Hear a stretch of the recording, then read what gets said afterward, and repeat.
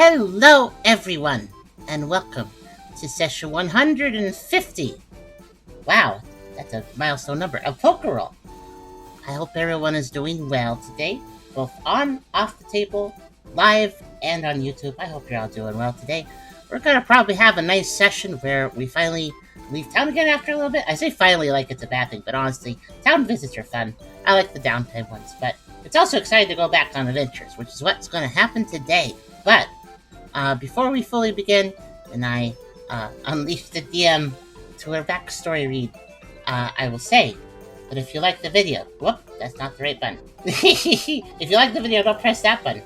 If you like the video, think about maybe giving the video a like, maybe doing a subscribe if you really enjoy the series. And honestly, at this point, if you're watching to episode 150 and you haven't subscribed, I'm very surprised. You are riding risky on that algorithm always showing you a new episode. So you should think about maybe give a subscription at this point, so you can keep up to date for sure. Also, there's a cool Twitch community that, of course, where we do these videos live, and we have a live chat and stuff. Almost all our content is done on Twitch first, so if you want to come by, hang out with us, and meet some neat people, as well as just socialize and stuff, it's pretty cool if you want to come by. Think about doing it. There's also a Discord server that you can check out if you want to hang out with the general community, and of course there's also a Pokerole sub server that you can access off of that, which is for our game specifically here. There's also a coffee link if you want to help us directly monetize the content. Always appreciated, very much needed. We never have all that much money, so any donations help, even very small ones. Thank you very much for any support. And of course there's also our merch store that you can check out if you'd like to buy some cool little things. And of course we have the Poke Pioneers Mirror Heath Wiki for all things related to our game here, episode recaps, character bios, and more. Go check it out. All links are in the description. I like how I did that intro. Took exactly one loop of the song. That was interesting. Hello, everybody on the table. Hello. Hello. You. I know we are all a little tired, and maybe not everybody's doing the best, but I hope we can have a good session today, and that it makes you feel better if you're not feeling great. Goes for the audience too. I am doing super duper. Good. I'm doing great. I am relatively fine, if a little tired. I'm also doing well. Yay. I am moderately okay. Hey, you can always climb back up the hill, right? I'm just, exhausted from things. I'll be fine. Like, I ended on an upswing, but yeah, it's still just exhausting from going from, oh god, everything's on fire, to, oh yay, we're so back. Oh, I know how you feel. I had something happen that was a little drama-y, but I handled it pretty well, and I ended up on positive terms, so it's all good. But it did make me kind of tired, so I kind of feel you there. Yeah.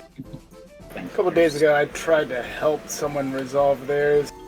It didn't really go the way I wanted it to, but, damn. But, I'm trying to learn.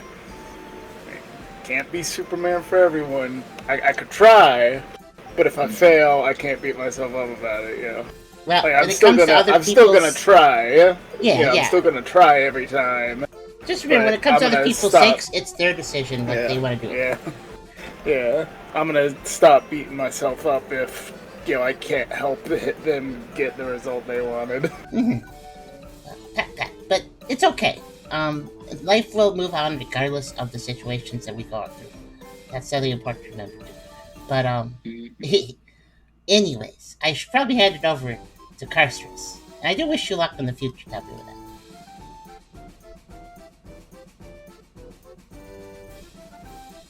Welcome, everybody, to the table.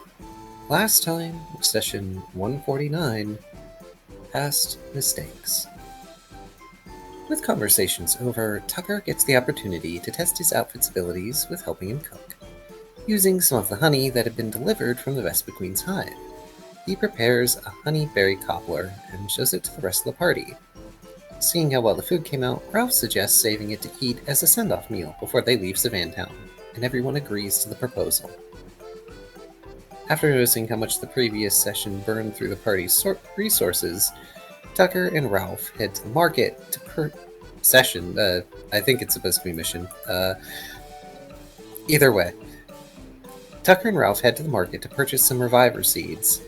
Rya decides to go with them, wanting to gather some ingredients to help them test out more alchemy recipes. Once they have purchased enough ingredients for their cauldron, they then get to work trying to craft some medicines to better prepare the party for their next expedition. Meanwhile, Brooke decides to take the life orb the party has procured from Sea Spray and infuse it into his coat to enhance its effects. Afterwards, he passes the time by testing his strength via challenging other pioneers that want to fight his new evolved form. After stocking up on resources from the market and asking for Blaze's help with augmenting his new sword from the observatory, Tucker pays a visit to Ryze's abode once his shift is finished to ask for his advice regarding Puppy. After listening to the suggestions Tucker and the team had come up with, Ryze starts going through his own possibilities out loud, before settling on one that he has some level of confidence with. Leaving Puppy with the Pyro Pride in the prairie. Considering the wide open space and the Pride themselves also being wild, they would likely be able to look after Puppy and also train them. Seeing as the team was responsible for saving their prince, and said prince is also now a part of the team, Ryze pictures they would be willing to repay the favor by looking after Puppy for them when necessary.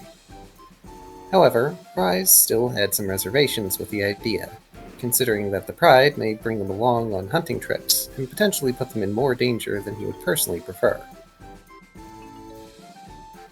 As the two discuss the idea some more, Tucker looks around and notices that the house seemed emptier than before, not seeing any of Noibat's items around. When Ryze sees Tucker notice it, he reluctantly explains that he and Noibat had gotten into their usual overprotective arguments, and this time, Noibat had decided to move out, getting Pangoro's approval to join Team Cheer and move into their base. The topic dispirits the Liepard somewhat, causing him to grumble over how frustrating his protective nature has been recently, now that Noibat had been trying to become more independent. Tucker offers him some comfort, assuring him that it wasn't wrong for him to care so much, as long as he recognized that he may be going too far with it, and Ryze agrees, apologizing for changing the topic and bringing down the mood so much. He explains that his worrying has only become more prominent recently since Team Mischief has been away for more than 2 weeks without contact, even though the mission should only have taken them 2 weeks if no problems arose. Tucker asks about what the mission they were on entails, and Ryze brings over a map, pointing toward a town along the west coast where an infection had reportedly been spreading around. Team Mischief was tasked with heading over there to investigate and try to treat the infected, but no reports have been sent back to Savantown at all since they left.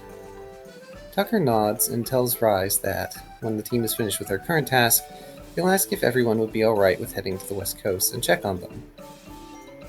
Ryze thanks Tucker for his consideration, grieving over how frustrating it is being stuck serving in Savantown rather than leaving and facing problems himself. Tucker tries to remind him of how important Ryze's presence making food for everyone in Savantown is for the pioneers, but recognizes that there was likely more bothering the Liepard that he wasn't equipped enough to understand properly. Tucker assures Ryze that even if he might not understand all that Ryze is going through, that he is always willing to be around and help and listen to Ryze if they ever need someone to talk to. Ryze thanks Tucker again, and, after remembering something, asks if Tucker will be willing to hand something to Noibat when he next sees them. He presents Tucker with a box, and Tucker accepts it before the two bid their farewells to each other and part ways for now. In between his matches against other pioneers, Brooke is approached by Rya, who asks to speak with him privately regarding their reservations about his evolution. Brooke agrees and brings them to his office before asking what exactly they were expecting from his evolved appearance. Rya presents him with the drawing they had made, which Brooke assumes to have been the appearance of Rya's mistress. Intrigued, he decides to ask if Rya would be comfortable talking about their mistress. Rya tells him about what little they can recall of her, describing her as a strong, charismatic ruler who earned the loyalty of all the knights working under her.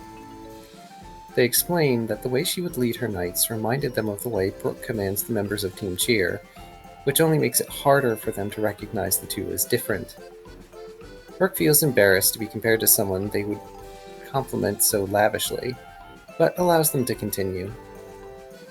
Rya expresses a feeling of hurt that they feel from being away from their mistress, and how it only intensifies seeing that Brooke had evolved and no longer bore resemblance to her anymore. Brooke suggests that if they want to find her, they could possibly ask Pangoro, or the knights at the Gallantry, if they would know anyone that fits Rya's description. Rya thanks him for the offer, detailing that now that their orb, the final memento of their mistress, have been shattered, their desire to find her again has only become stronger. Brooke tries to comfort them, saying that the memories they possess of their mistress will continue to remain with them until they find her. It was probably best to find comfort in those remaining memories of who she really was, rather than falsely projecting the image of her onto those around them.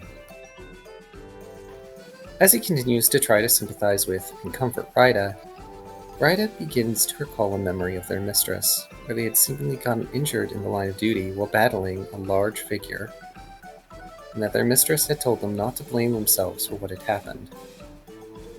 Seeing how troubled this conversation was making Rya, and knowing they wouldn't want to investigate it themselves if it went against orders, Brooke tells Rya that they now have a special mission to investigate and learn more about the past that they had forgotten.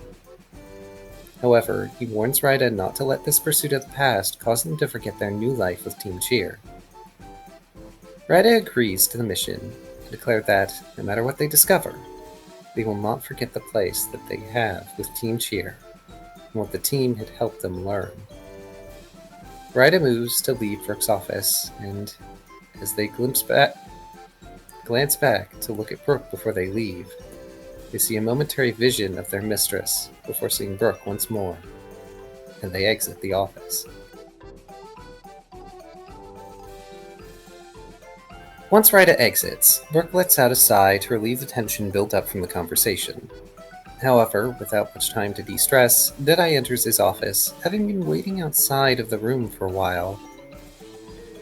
He shows Brooke a bottle he received from Rise as payment for bringing back some meat for the clubhouse, saying that the two should have a drink later. Brooke suggests trying to drink it now, but Deadeye tells him he had matters he wanted to discuss with Brooke before they get into that.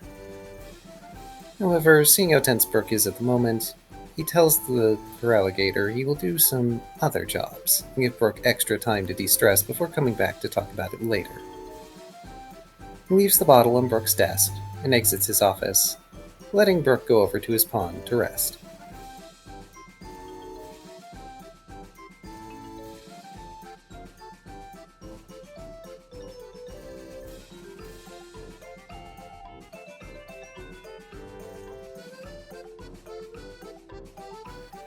Alright.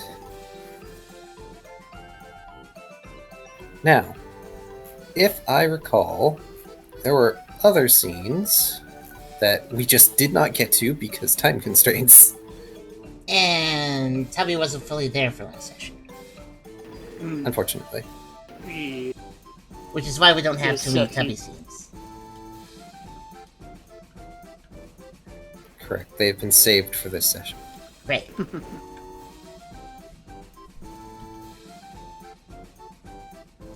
So, I guess, Tucker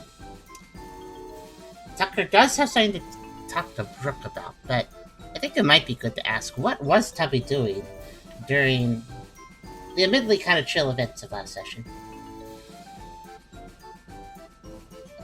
Or, I'm sorry, what was Ralph doing? Tubby was working.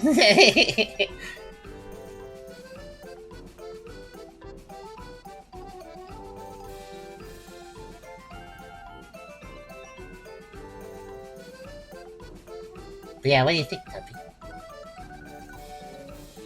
If he's even still here. I think he I'm disappeared still on here. me. No, I didn't. Sparrow was still here.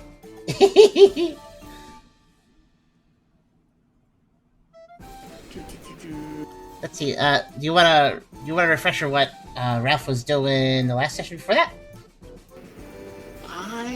Let's see, I don't think I left the clubhouse after, because I knew we were leaving soonish, so I want to say I was back in the clubhouse. You know, I just realized I'm.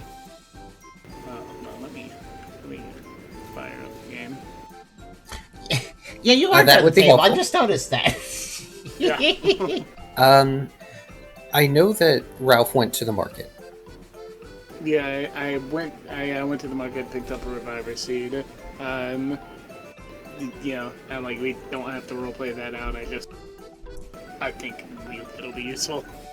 Yeah, and it was because Brooke requested everybody have a reviver seed. There was a couple distributed, but a couple had to be bought, and Ralph had the money for it. So Yeah, I had the money for it, so I just went and picked one up. I feel like last time there was something said about Ralph mentioning their money for something else, but I don't remember what it was. It may have been an offer of helping somebody else get something. I don't really quite remember. Oh yeah. I was saying that like if someone like really wants a particular garment or something and they're short, Ralph will probably help them out.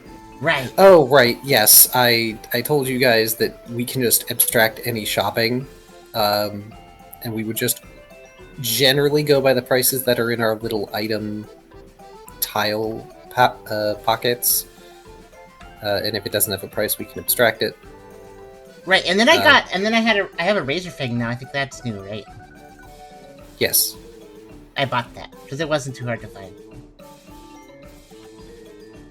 And that's why I have no money. Yes, because things like Held Item are quite expensive. Yeah. I believe that the baseline was like 500 to 1,000, maybe more, depending. Yeah. That's a significant one, though, and one I need to remember. I'm saying flinch to literally every attack, or I think that's how it works? Yes. Okay, cool. Well, every move. Yeah. I assume if I have like some, I feel like if I were using something like Ralph Sapper, that wouldn't apply, right? No, I don't think so because it doesn't apply stab. So I. Oh, plus it's a held item itself, so you can't hold. Oh, that's true. That's items. literally impossible. Yeah. Items like that apply to moves for the most part. Yeah. Also, Chris, that was nice razor fingering.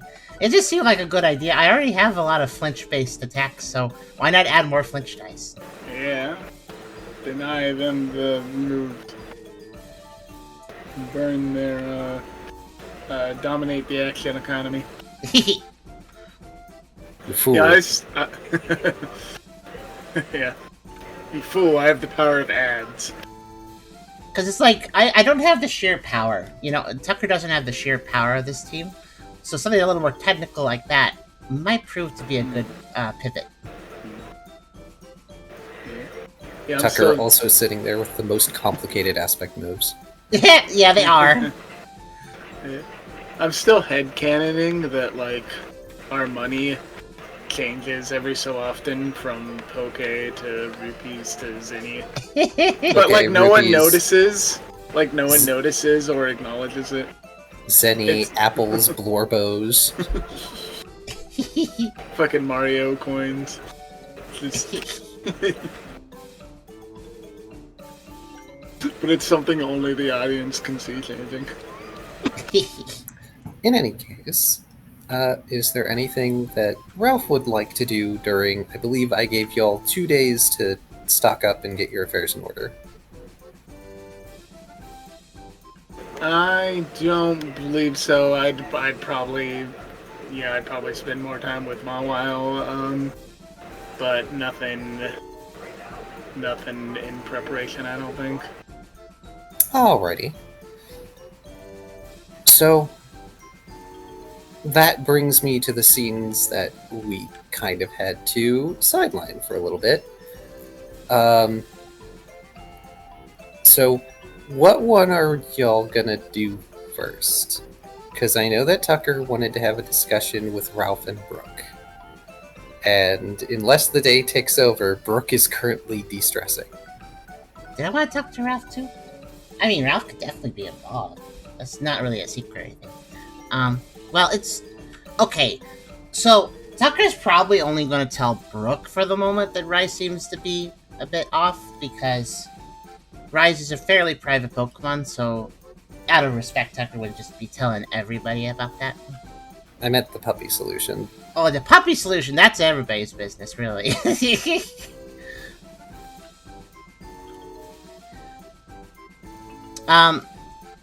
The more private part would probably be an aside, though Mitchstein, the fate of Team, the situation with Team Mischief could involve everyone. Yeah, I guess, I don't have a big scene plan, but I could do a little bit of narration. A little bit of acting for it. It's mostly relaying, though. You just want to, like... You just want to relay the information? Well, I mean, there is questions involved, because, getting everybody's opinions about, Rise's suggestion for Puppy is smart. So, honestly, it'd probably be, so Tucker would probably head back to the base and realize that, probably wouldn't be too hard to realize. I mean, Brooke is taking a break. Tucker would probably try knocking, unless Deadeye's, like, hanging around, still around or something to say, hey, give him a break or something. Deadeye went off to go do other jobs. Right, he's gone. Yeah, then I guess when heading back to base, who's at our team base? Let's see. But he'd be interested in knowing about Team Mischief. That's why he wasn't. Yes. Thank you. Oh, okay. Thank you. Yeah. Ralph is probably there. Brooke is there. Laurentis is in the field. Squirt is currently in the building. Liar is somewhere around, and I believe Noibat would have to be in the basement. I don't know who else is in here. Would Rida be at the base, or is Rida off doing something else? It would have just left Brooks. Yeah. Rida left Brooke's office, and then Deadeye came in to speak with Brooke. I think we said Rida was out with Liar. Okay, which would mean that you're out in the garden. Okay. Rida looked after that last scene. I feel like Rida also needs stress. Mm-hmm. All right.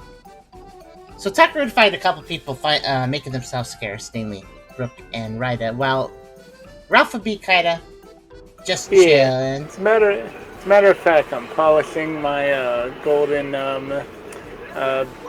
badge. Admiring the fact that we're gold. By the way, we can swap to events 229 just for a change of music. Okay. It's giving it a real good polish. Your Explorer badge? Yeah. Yeah, we hit gold. When did we do that again? A while ago. Yeah. You know what? I realized. Okay, I'm gonna give Ralph. I'm gonna give Tubby this choice. Tucker's going to head back to base after being out. And since the team's a little bit scattered, Tucker wouldn't be immediately going out of his way to try to wrangle everybody up, figuring that, you know, people will be around when they are around. You could say in an intuitive sense that Brooke may be wanting some alone time, because their room's probably closed, right? Their door. Yeah. And Ryder's, you know, out chilling. So, Ralph, do you want to approach Tucker about anything? Because otherwise, I think Tucker would just give you a general hello, and then, seeing that everybody's kind of scattered at the moment, I think Tucker would actually go look for Noibat. Not without metagaming, because Ralph doesn't know any of the things I, as a player, am interested in. That's true. I wasn't completely sure, so I figured I'd ask if there's a narrative reason. Alright, then, Tucker would probably... Yeah, the narrative reason that I'm not in my room and I'm out in the thing is because my room is so cramped to me that I can pretty much only sleep in there. Oh no! Need to remodel. Tucker would probably... Okay, so Tucker's going to probably, like, greet Ralph as he kind of pokes around, kind of realizing where everybody is, and everybody's kind of doing their own thing for the most part. Tucker would ask Ralph, hey, Ralph, Yo. you know where all the team is right now? And, for that matter, have you seen Noibat around? Yeah, let's see here. Yeah.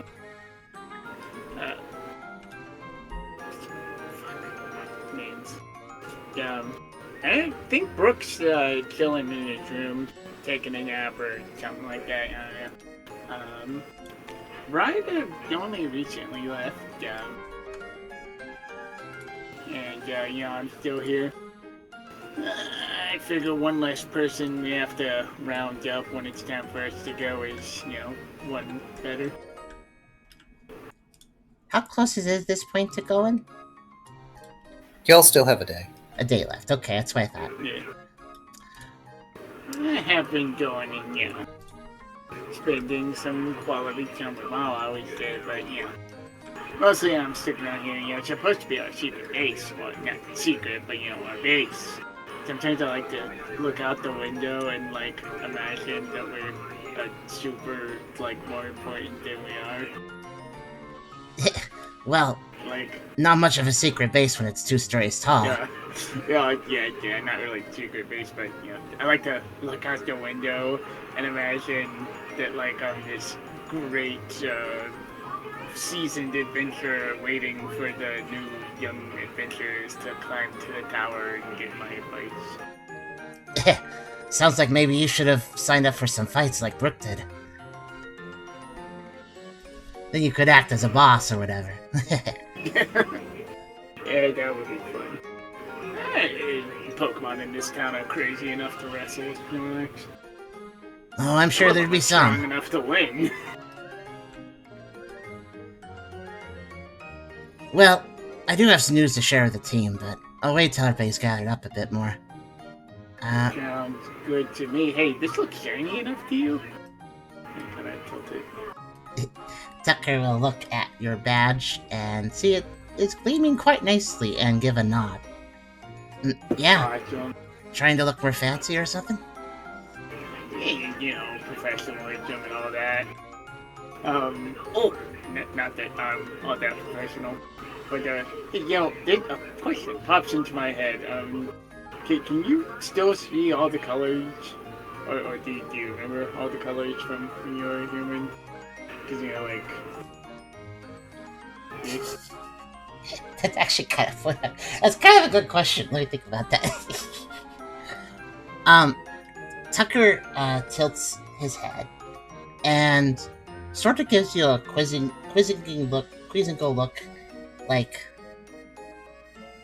and says, you know what? I'll grab a paper and the red marker and the green marker and make 2 marks next to each other. Like these are completely identifiably different colors for you still, right? Tucker looks at it and actually, DM, what do you think? I thought you agreed a while ago that you were, puppy colorblind. Yeah, well, that's what I was trying to remember, actually. Fleshing out the lore that matters. I didn't expect this curveball, actually. I don't think it's ever come up. Okay, either it has or it hasn't. Yeah, typically, there are some Pokemon that can and some Pokemon that can't.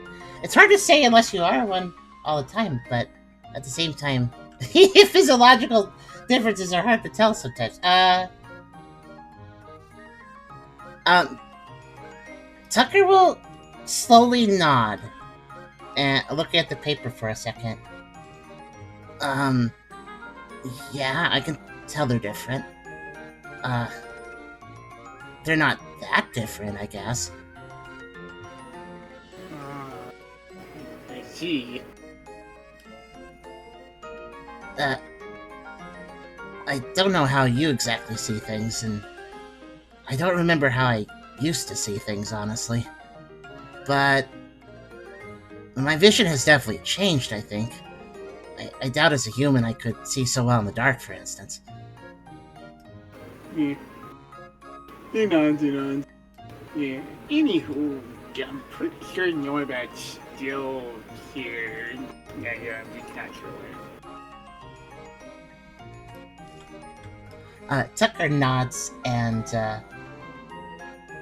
gives a polite little bow. I'm guessing Puppy is just kind of running around during this. Yes, they have energy, and they are impatient to go do things. But they are probably still orbiting to some extent, which is... Yes. Yeah.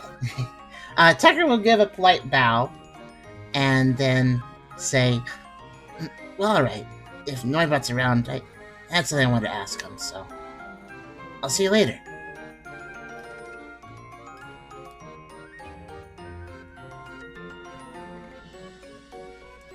And Tucker will basically save the news that he could share with Ralph to win the whole team set.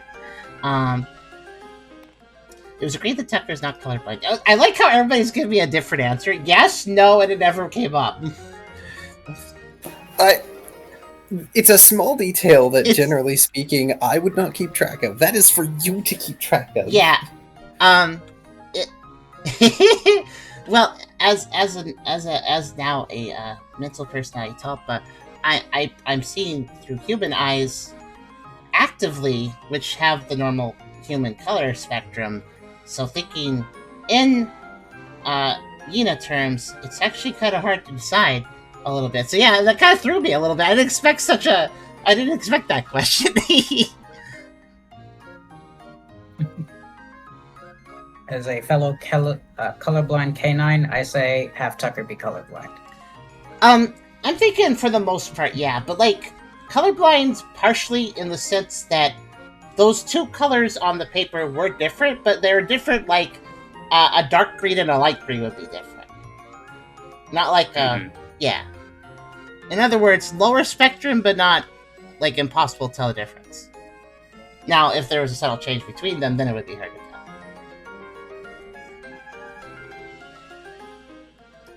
tell. Another idea got brought up. I think the agreement was colorblind. To some extent, because you have to remember, colorblind isn't just like yes or no. There's a lot of different types of colorblind. So I guess, Indeed. I'll work off of that. So. In any case, to move things along, I take it you are going to the lower floor. Yeah. Probably able to sniff out Noibat. Without too much trouble. No trouble at all, especially because the lower floor is not exactly terribly complex as yet. You can find Noibat sort of setting up their own little area off in one corner, away from alchemical equipment. That makes sense. Better stay away from that stuff that was last used for, like, poison, I think. Look, if Noibat had less intelligence, they would have just set up a perch above the cauldron, and terrible things would have happened. Oh no. Well, Tucker will find Noibat and kind of politely approach him and ask, hey there, Noibat. How are you settling in?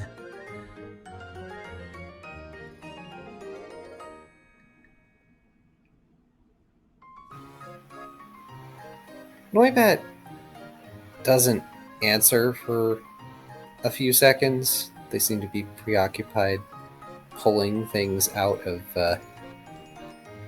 their pioneer bag.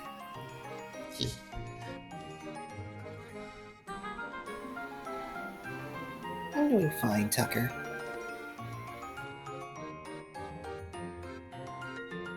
Tucker gives a slow nod. Well, that's good. I kinda heard that there was a fight with you and Rise.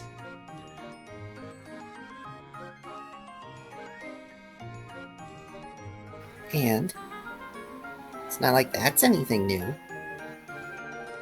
I heard that it happened more than once, yeah.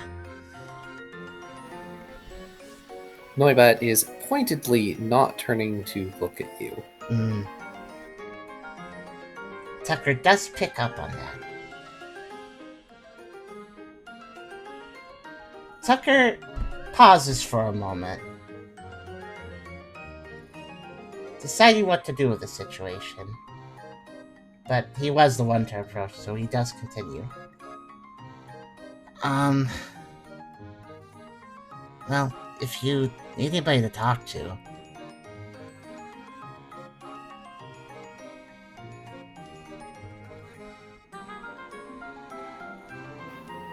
I think I'm good, Tucker, thanks. As I continue to butcher Noibat's voice. Oh, you're fine. Honestly, you're making him sound pretty terse, which I think sounds appropriate right now. Tucker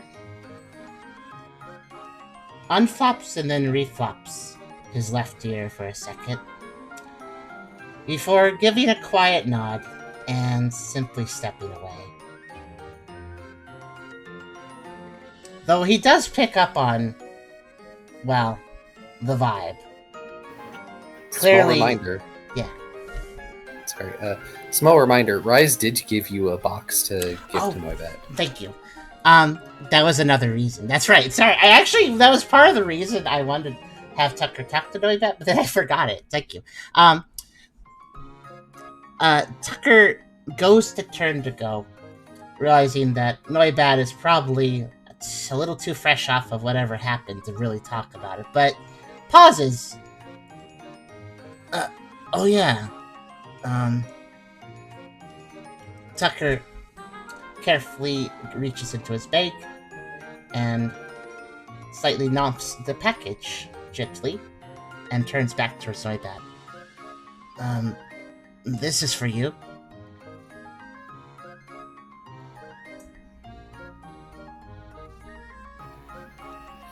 They pause what they're doing and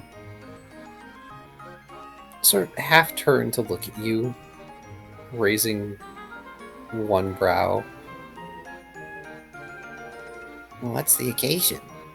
They totter over. They don't even bother, hopping or flying. They just awkwardly totter over to take the box in their wings.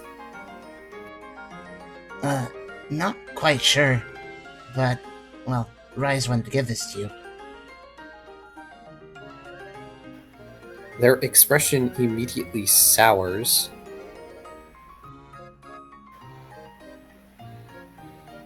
Oh. Well, thanks, I guess.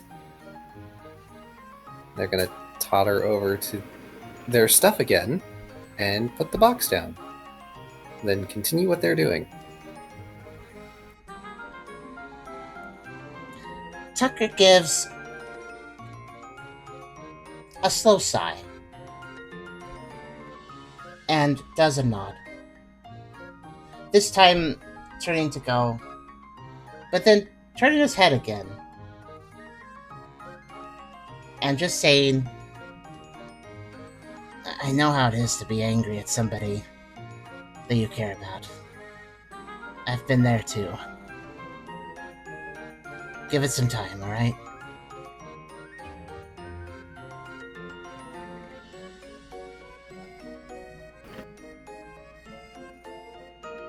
And if Noibat remains silent, which I imagine is the case, Tucker will actually go after saying that. Yeah, they are not gonna reply to that. So, away Tucker goes. Noibat is not normally this way. So, even though that conversation there wasn't said much in that conversation, for an empath like Tucker, that said a lot.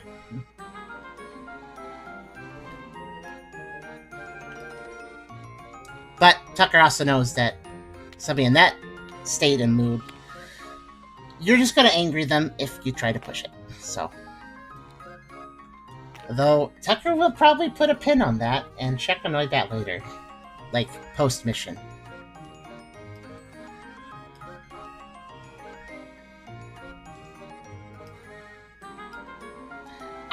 By the way, out of character. I do apologize when I know sometimes Tucker doesn't push something. It's just in character. And it's also timing. Especially after evolving here. There's a case of right time, right place that Tucker is more focusing on. And yeah. If Noibat doesn't want to talk, then Noibat doesn't want to talk. So. Yeah, just a small bit of advice, audience. If you continue to press someone who doesn't want to talk and try and, like, pressure them into conversation, you are only going to piss them off more. Mm-hmm. Or if they aren't pissed off, you will piss them off. Take it from someone who's worked retail. Yeah. Same principle as the "you should smile more" comments. Even sometimes people want to help somebody so bad they forget to respect them. Like, no, I don't care you're mad. Talk to me about this. I want to help you. That's not respecting them, and if you're not going to respect somebody, you're not going to help them. So, while Tucker's feelings of this are, this is a bit odd, and Noibat's actually a bit strange, but without knowing more information, Noibat has a right to their anger, and should just have some space. Though Tucker does low-key hope they don't just, like, throw the package away. It's probably something Rice was trying to do to be nice. Right then. Is there anything else that's going to be happening today? Probably not. Tucker will convene with the main team members, that is to say Brooke, Ralph, and Rya, when they are all available, but seeing as two of the members are probably de-stressing, which looks like Noibat also... Everybody needs to de-stress here today. Yeah, Tucker's just going to give everybody space. That's probably the best call. Alright. In which case, I am going to pull authority as storyteller and say, the day passes. We will move on to the second day of prep, which will probably mostly be conversation and planning. Mm-hmm.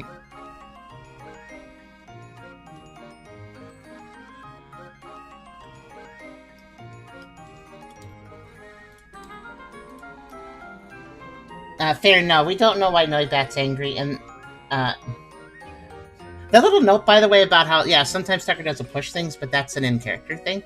I realize that that's not always, like, you didn't advance the plot, Tucker, you didn't advance the story, but it's just, if it's in-character, it's still, you know.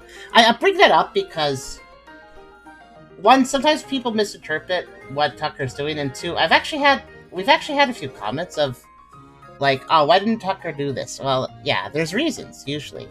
I mean, sometimes I could just be RPing badly, I guess, but for the most part, I do have reason for Tucker's pace.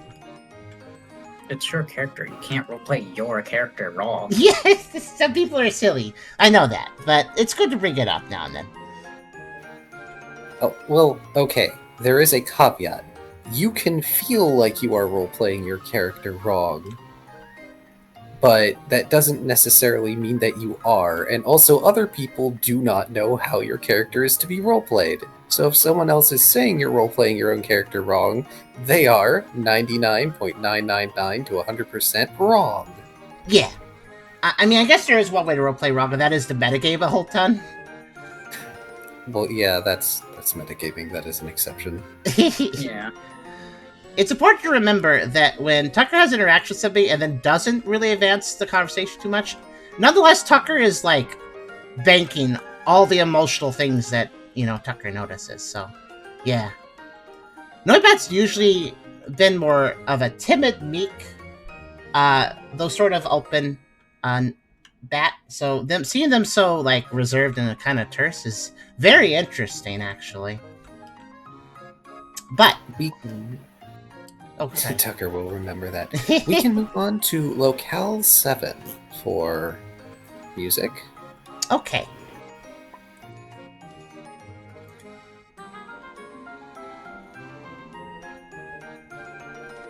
Oh, the playlist reminder. Didn't we start with that song from last time? Oh, technically, no. This is song number 3. Technically, yes, but I'm going by the new music. Okay, I'll just have to remember that we actually started with the session. We started the session with the last song of last session, which, yeah. Okay. You just didn't write down the first one. That's okay, though. I can keep track. Despite the good note that pushing people who don't want to talk is bad, I feel like Brooke would be a lot more pressuring that. Well, Brooke is also the leader and kind of has a responsibility to get to the bottom of the situation. Yeah, well, context is important. It will. So basically, now after actually seeing how Noibat reacted, Tucker now will pull Brooke aside for two specific things that will not be shared with the rest of the team. So Brooke may have that opportunity if he wants to take it. Right. It is the side conversation aside. Mm-hmm. It is a new day. What is everybody doing? I assume that a majority of you are at the HQ, aside from Ralph, who probably went to Maw Wilds. Which, actually, that's pertinent. Ralph, what are you doing this morning?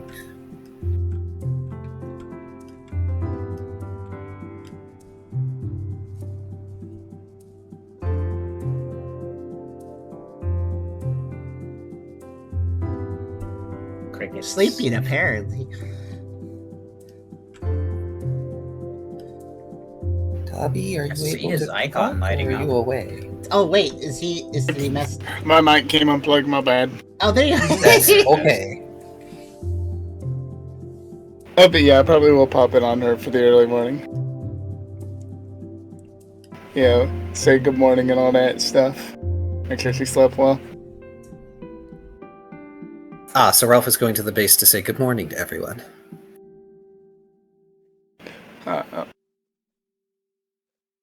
Yeah. Yeah. Make sure everyone slept well.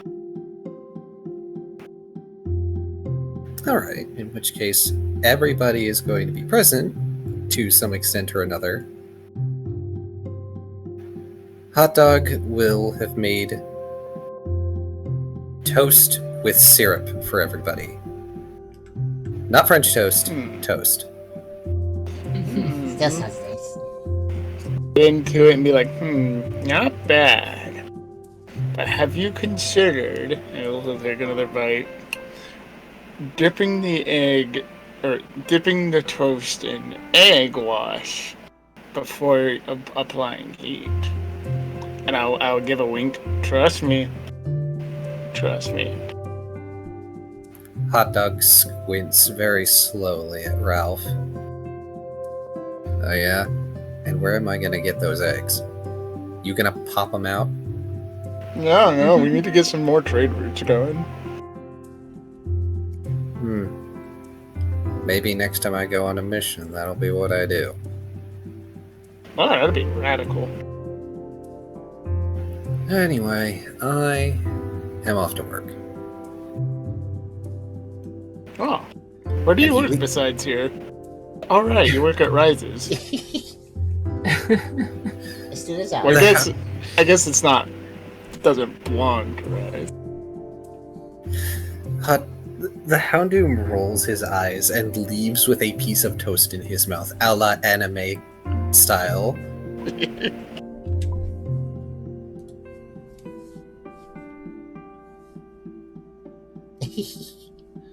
Hydra, you're incorrigible.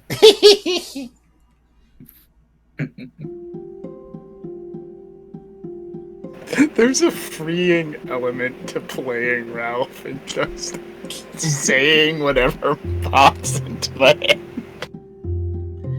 I want to know, how are Brooke and Rya today? Since they both had a bit of stress on different things.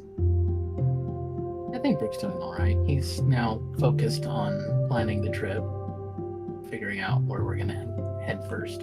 Makes sense. I imagine that there is a map on the table. Yeah. And that there's probably a dozen charcoal lines. As a reminder, we're going to the Mesa, but was there a plan to stop at the Gallantry as well? I think we're gonna start from the Gallantry and head west from there, trying to look for Team Gallant. That's right. You guys were going to teleport to the Gallantry. Right, we were gonna save time. forgot to. Don't worry. But yeah, I imagine unless something happened during the night or with Lyre, Rida would have probably had time to settle, go to sleep, and get a decent rest, and just waking up relatively fine. Maybe still thinking on Brooke's words of, okay, well, how do I go about trying to find out more about my mistress? I kind of figured you'd be better, Ryder would be better, consider they have their comfort gear. Also a 6. Everything is fine. Please proceed. Since y'all are around the table having breakfast. Okay. How the dude die. How lovely. Well, while everybody is having breakfast, and thus everybody's together, after making sure the puppy had plenty of syrup on their toast, Tucker will kind of just address the whole group. So I got a few pieces of info to share. I talked to Rise about Puppy. They suggested maybe the Pride would be interested in keeping them for a while and helping them learn their moves and use them more safely and such.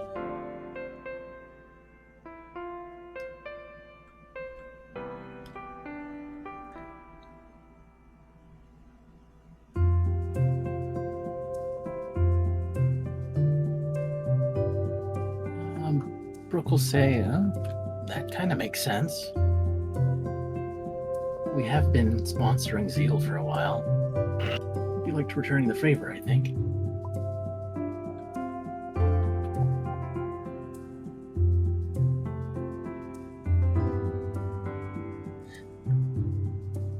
Does anybody else want to chime in? I see there's a side conversation going. Rida seems a bit preoccupied, just staring off, and does not contribute to the conversation at this time. That is fine. 1,000-yard stare, consuming toast one crunchy bite at a time. Very crunchy. Also, Brooke will wait. then add, Oh, go ahead. Brooke will then add, will you need us to stop at the Pride Rock then? Tucker thinks for a second. Well, I suppose if that's all right. Rise did mention one concern that the Pride might put Puppy in danger. It is a bit of a wild area, but I also trust the Pride, so I wanted to make sure you guys, well, felt you would trust them too or not. At the mention of Rise saying Puppy will be put in danger, Brooke sort of rolls his eyes a little bit. It's like, I love Rise, but they need to calm down a little, I think. The Pride raises their own young, and they seem to do just fine. That's a good consideration. Slight worry popped into my head about, like, maybe deep down they might feel resentful that he's a Putiana. But, come to think of it, they treated you okay, so it should be fine. Yeah, and that was even during the height of the Shadow Scavengers causing issues. Oh, and if they were still around, I would be worried about Puppy, but, well, I guess it's possible there might still be some little bands causing trouble. But hopefully after the talking I gave those Putiana, we won't see too much of that. Brooke will say, think of it this way. The scavengers have broken up, and now there's a bunch of Putiana out there just wandering around. What do you think everyone will think when the Pride starts sponsoring one of them?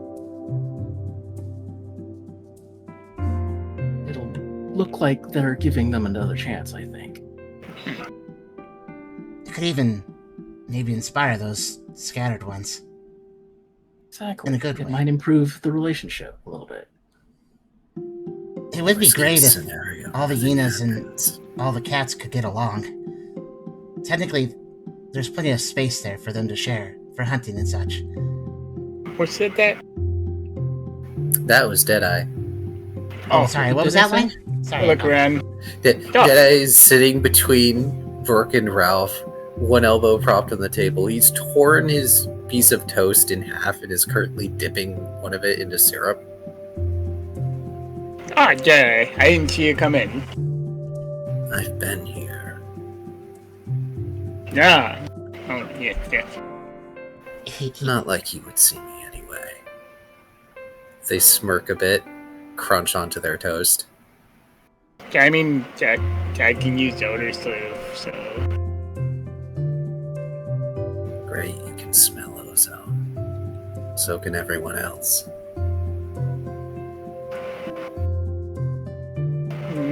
I want to venture, but it would be rude to do so at Brooke's meeting. As I was saying, worst case scenario, nothing happens of it. Puppy gets taken care of, and you're free to go off where you need to go. Tucker nods, looking definitely a little bit more reassured. And gives Deadeye an appreciative look, too, for chiming in. Yeah, and it's not that far. I could probably travel over there easily enough by myself, just to check out on Puppy for now and then.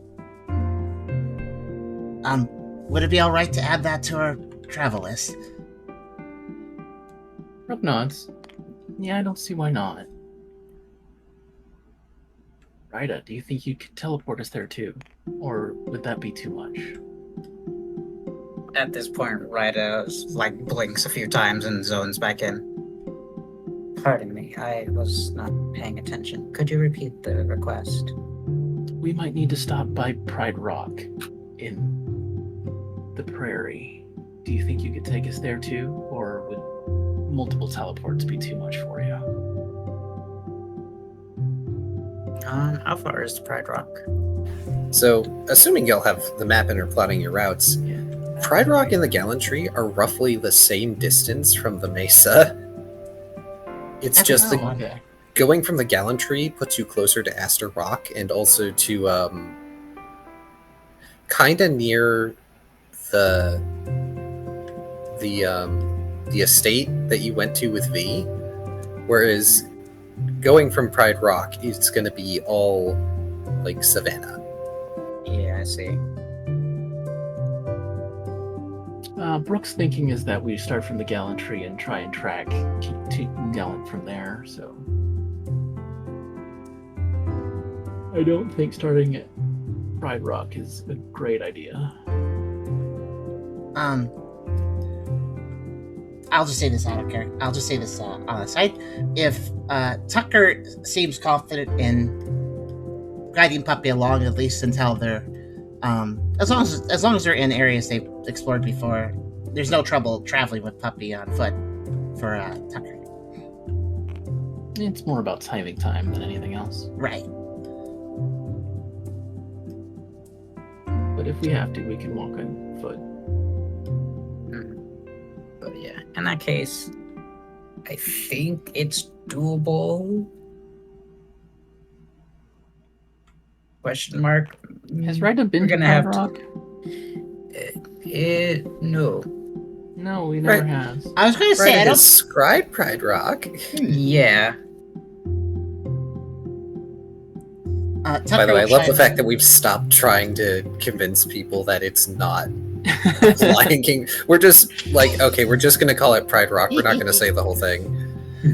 Tucker will chime in to Rita and say, well, if you need to take a break there, I'm sure they wouldn't mind. Plus, I probably need to talk to them a little bit and help Puppy get used to, well, being there before I go. I don't need a whole day or anything, but just dropping Puppy off and leaving immediately might make them a little bit upset, you know? It's true. Just an hour or so, I'd say. Yeah, you don't want to ding-dong ditch them with your kid. I watch my cave. Thing's fine. We can probably send word ahead and walk there, and then just teleport from there. Worst case scenario, they say no, and we have to come back to Spat Town anyway. Tucker nods to this. I will be willing to try regardless. Thanks, Red. Tucker turns back towards Brooke. Though, the other thing, I don't blame Rise for being a little, negative about Puppy's safety. I think they're kind of worried right now. Team Mischief isn't back from their mission. It hasn't said any word. Really? Didn't they leave just before we did? I think so, yeah. They were sent to the West Coast to help a settlement with some sort of sickness. I don't know the details, but it's something you would probably report back from as soon as you have a status report. Unless you caught it yourself and you have to quarantine yourself. Which doesn't sound good either. I don't know how bad the sickness is, but it's bad enough that pioneers are being sent, so... The West Coast is pretty far. But... Tucker nods. I told Rise that, I'd relay it and we could maybe look into it. Of course, that'd be up to you. I'll see what I can do.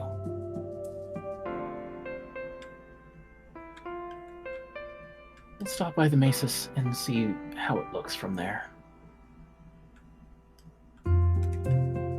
Tucker nods. Also, I just realized, Rifus Bounty is also in a West Coast area.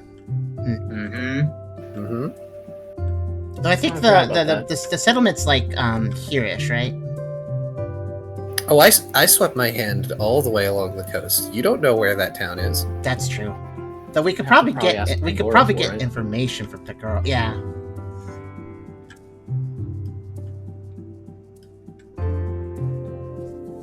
So that entirely depends on whether or not he'll let us look.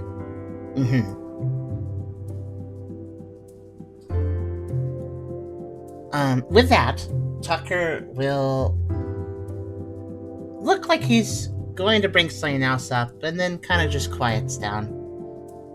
That's the most of it, I suppose. There's something I'd like to talk to you about after breakfast, Brooke. Okay, Brooke says, munching on a toast, kind of preoccupied with the map. By the way, Brooke, how about you give me an insight survival nature? Survive. Sure.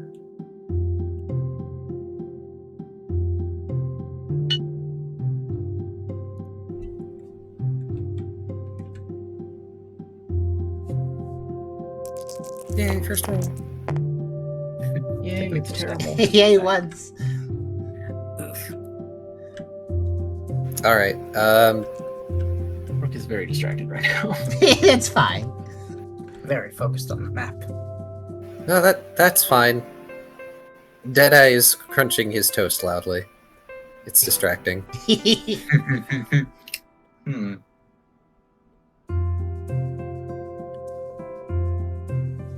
Okey-dokey. Oh, I forgot something. When Tucker was talking about Puppy, Tucker's not completely ignoring Puppy and treating like Puppy's not even in the room. So Tucker was like observing Puppy if they were at all paying attention beyond their toasts. Oh, their toast was gone in seconds. They have been paying full attention. Anytime Puppy is mentioned, their tail wags. Aw. Well, it's not to drag out the scene, but after Tucker finishes talking to the group, Tucker will just kind of talk to Puppy about Pride Rock a little bit and describe it to Puppy and tell Puppy that that's probably where they're going to be spending some time, as long as they like it.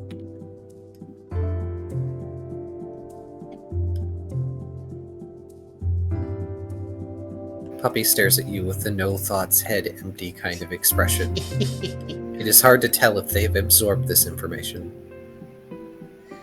Yeah, at least the effort was made to include them, and yeah.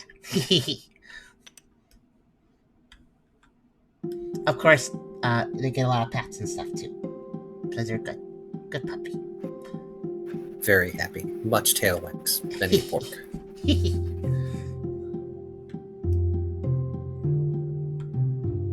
Alrighty, we were also supposed to eat our honeyberry cobbler when we left. Oh yeah, this would be a good time for that, probably. Are you guys leaving today?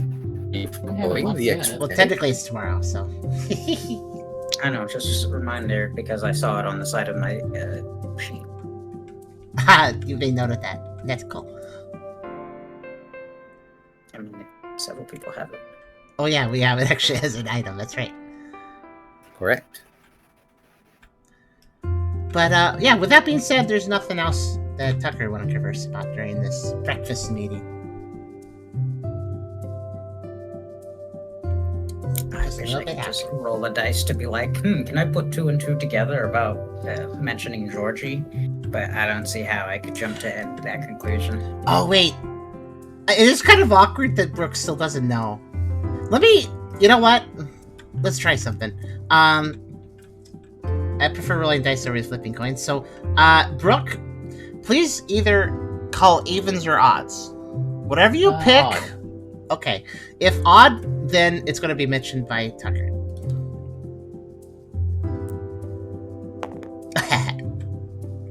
Okay. Oh, hey, Ralph, how's Georgie doing? Basically, I don't think Tucker's really aware that not everyone knows at this point. And figured probably somebody debrief Brooke, if anything. So yeah, Tucker will mention just kind of casually as everybody's finishing their breakfast.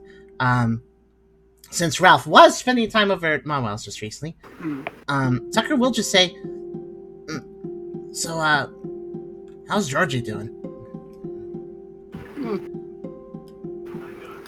Let's see, being the only person I was somewhat scared of finding out already knows, I probably already finished my this, but I'll smile like, yeah, he's doing pretty good. He loves his new body.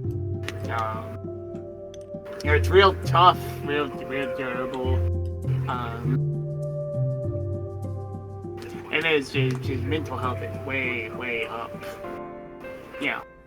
Being trapped, in a decaying room of cyberspace, for years and years. So he's been a lot more stable then. Yeah, a lot more like a joke self. I'm gonna do a roll here. Okay. Tucker looks satisfied by that response, not really cluing in that Brooke didn't know. Let's see. Wait, who's Georgie again? Right, what's the species? Rotom. The Rotom we fought before, yeah. You see, I knew him back when I was human, right? So, I sucked him up into my Zapper, which I bought the Zapper, which I didn't know that I could do. It's just like gone out with wind. Throwing pizza, throwing pasta at the wall and seeing what sticks, and it worked. Alright, it's that thing in the computer that almost killed me, huh? Yeah, that's the one. Alright, cool.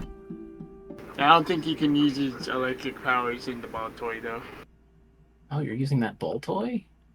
Yeah, my mind's like a steel trap. I remember the artifacts we uncovered in past adventures. And I used to make fun, creative ways.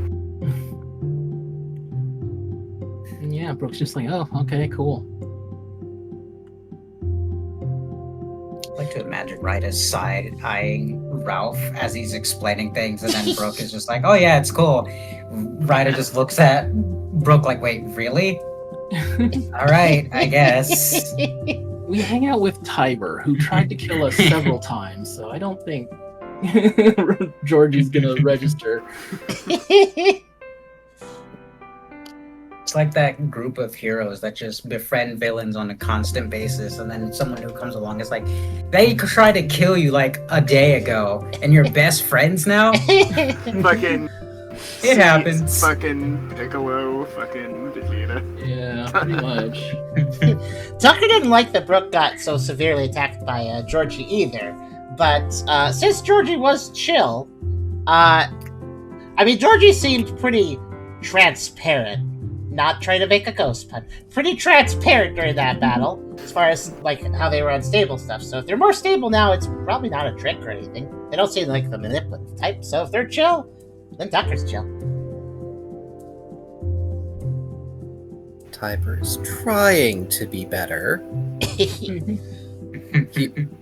He's being less psycho murder man.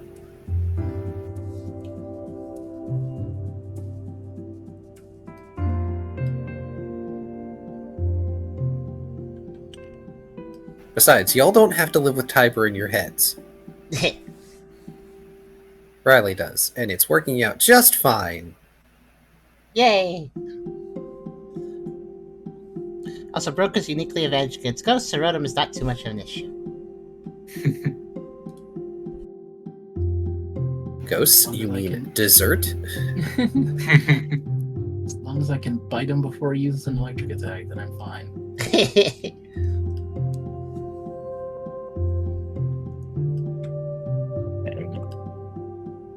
I thought it would have been funny if Brooke just never noticed. That would also be a funny rain joke. But yeah, that's all Tucker's gonna bring up for realsies. So.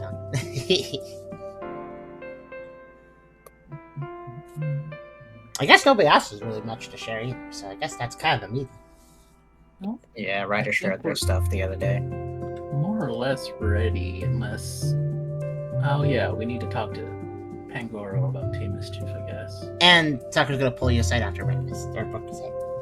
And I think Brooke is going to bring Ryder with him to possibly inquire about Mr. Pips. Mm-hmm. Yeah. Honestly, if that wasn't the case, Ryder would have just went before Brooke while Tucker and Brooke was having a conversation. Mm-hmm. So in that case, Ryder will wait for Brooke to speak with Pangoro. Yeah. I think, yeah, Brooke probably will mention that he will talk to Pangoro in a moment. Mm-hmm. I guess Tucker would just have a little conversation. Run away. After it's Ryder's not that. probably just gonna hang the flyer until Brooke is ready. It's not gonna be that long, but basically, after breakfast, I hope I'm not leading things on too much, DM. I'm just trying to keep things moving like you like. No, you're fine. Okay. You all have these conversations and things that you want/need to do, so I am happy to let y'all do them. Okay. But yeah, wait, the model froze for a second. Okay, it's good. Tucker will pull Brooke aside and just mention, I think Rise is having a number of bad things happen. Did you know that Noibat's staying here now? Oh, is he? Apparently. Well, I offered him to join the team. I'm glad that Rise agreed to let him stay. Well, it doesn't seem so calm. Rise and Noibat apparently have been fighting more than once. I think that's why Noibat's here now, because of their last fight. Oh, well, I've heard that they often bicker at each other. Apparently this last time was particularly bad. I went to check on Noibat, and they were pretty cold to me the other day. We'll think for a moment. Alright, I'll go talk to him. I'm not sure if they need space or somebody talk to them, but, well, you're leader, so it's probably good to sort this out at some point.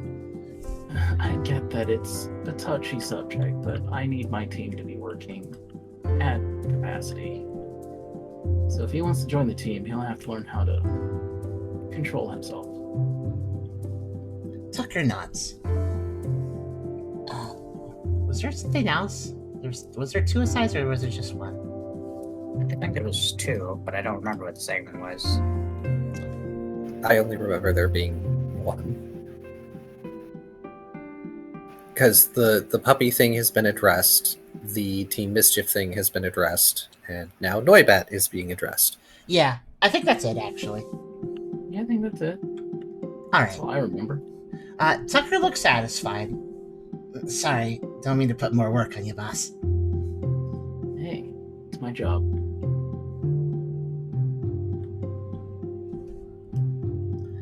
And with that, Tucker will step away to do their own thing, because they know that Brooke and Rya are going out to do important things too.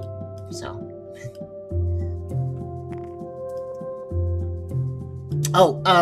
One thing that Brooke could probably tell, unless maybe you need to do a roll for because distraction lately, but Tucker is clearly concerned about Rise. Oh wait, there was one more thing. Actually, I just remembered. Before Tucker steps away from that little conversation, he does make one remark back to Brooke. Honestly, it's kind of hard to tell with all the other stuff bothering Rise, but I can't help but feel there's something else they're not telling me. Something else bothering them. I'll let you know if I find out. Brooke will kind of give a raised eyebrow to that and say, well, they're entitled to their secrets. If they need your help, I'm sure they'll ask. I made sure to offer it. But yeah, you're right. Thanks, Rick. Rise is out of Brooke's jurisdiction, unfortunately. That last aside was just Tucker, wanting to just share how he, his thoughts about that to somebody. Obviously, it would be Brooke. But yeah, with that, I guess Tucker will free up Brooke for Rita. And probably just hang out for the day. There's nothing too much Tucker needs to do. But, I guess, Tucker will probably spend the day getting a separate bag and packing some stuff for Puppy. If Puppy's going to be staying with the Pride, they should have some toys and stuff.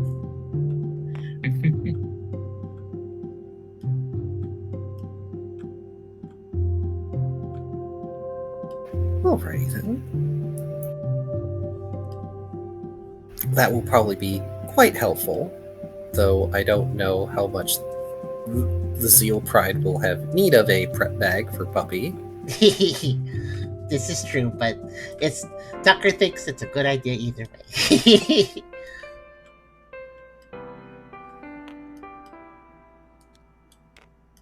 Yeah, we'll just spend time doting on Puppy today. Alrighty then. I take it that Brooke and Rya are going to go to Pangoro now. Yeah. Yep. I briefly considered talking to Noibat first, but that can wait. I mean, it's not like Noibat's going to go anywhere. You got all day. Is there anything that Ralph wants to do? Let's see.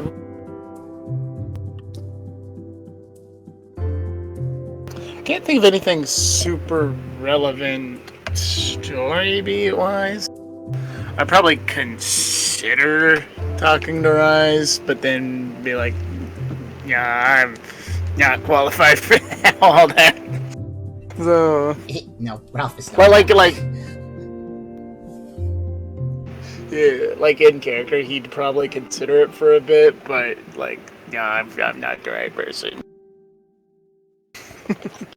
Brooke will glance at Deadeye. I swear, being a leader is like 80% being a therapist. Deadeye would only give a singular side eye to Brooke, and then finish eating his toast. Deadeye's like, I am not equipped with this. What are emotions?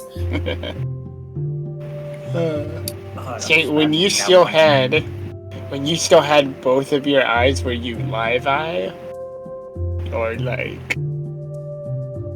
no, that's silly. He didn't have a name before he lost his eye.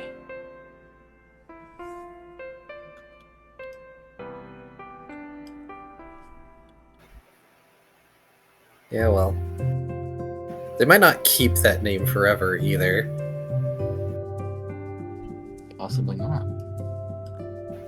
So what I'm hearing is that Ralph is going to be spending time with Deadeye and making his entire day difficult. Oh, yeah, you know what? Yeah. Sounds amazing.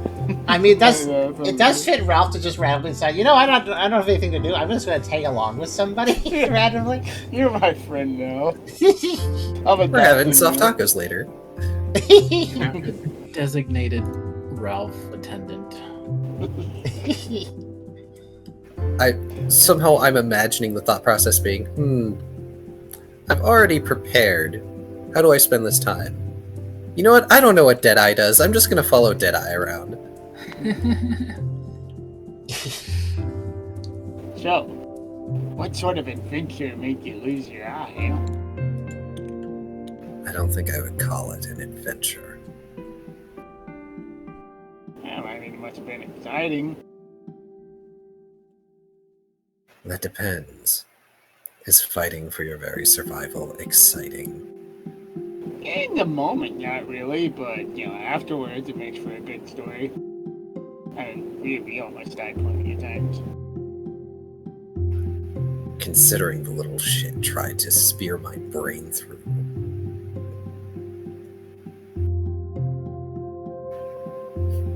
Narrow, singular good eye.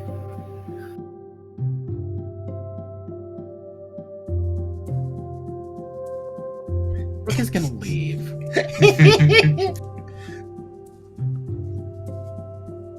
He's not even narrowing his eye at Ralph, by the way. He's just narrowing it in general. Like, at the memory of the offender. Knows the story already, and he's got places to be. To, like, brood into the distance. Actually, Ralph will say that. Ralph and I can help brood with you today if you want. Help what? Sorry, I didn't hear the last bit. I can help you brood today if you want. Brood? Yeah, brood. Across my arm, suddenly animation style changed into a rough line, gritty anime style. You know what, Ralph? Go ahead and give me a special contest perform check. Let's go. Yay, brooding buddies. How well do you brood? Let's see your brooding skill. No, there's a reason that I'm asking for special. Okay. No, I'm pretty sure Ralph is literally gonna manifest something with his psychic powers. 2 and 2, 3. Oh. Special contest performer. Also, for the next scene, we can go to events 1, number 13. Okay. That's not a very good brood. So, Ralph, you tried to do the brooding thing, and your psychic powers react to this, and you try to make yourself look like rougher and grittier, and instead what you've given yourself is no matter what angle someone views you from, it looks like you've got this scratchy charcoal pencil filled in circle that's behind you. Oh, that's Oh, no, Let's Ralph has go, visual effects. I've unlocked shaders.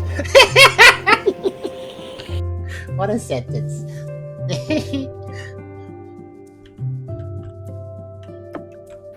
Yet another Ralph quote, I have unlocked shaders. We can move on to something more. we need a quote subcategory under character pages. There's so many good Ralph ones. There's so many quotes to go through. That can be for someone else to do. Yeah, I'm gonna move on. It's a wiki. Somebody do it. Okay, let's change this song. There. Oh, did you say E113? Yes, E113. Okay. I put it in chat just in case. Just making sure. I didn't expect this song, so. I was looking for something interesting that's not just the Pioneering Clubhouse. As he leaves, Brooke says, "If you end up zapping him, try not to make it fatal. I need him." Deadeye steepling fingers. No promises. That's all I can ask for. Pardon me as I pull up Pangoro. Django.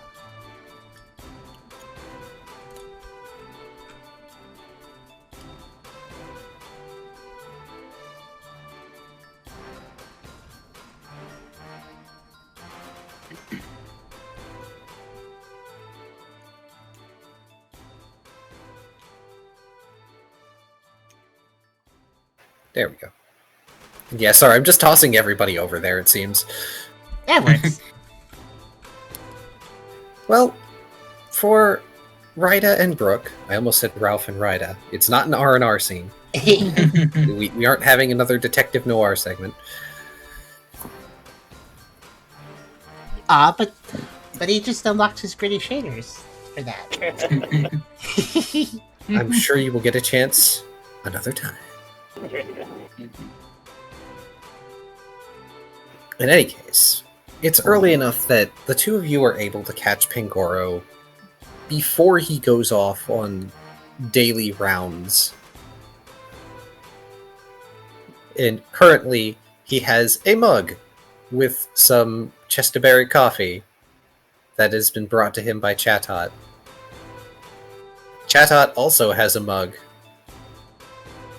It says #1 assistant on it. Of course. It's full of vodka.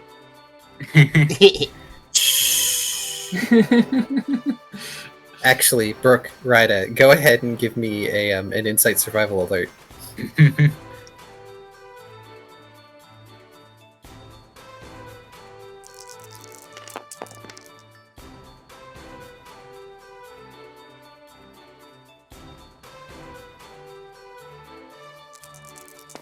to be insightful today. Solid. You're equally insightful. Brooke, you mostly smell the coffee. Rya, you can tell that the Chatot has whatever the Pokemon equivalent of an Irish coffee is. Ah, I see.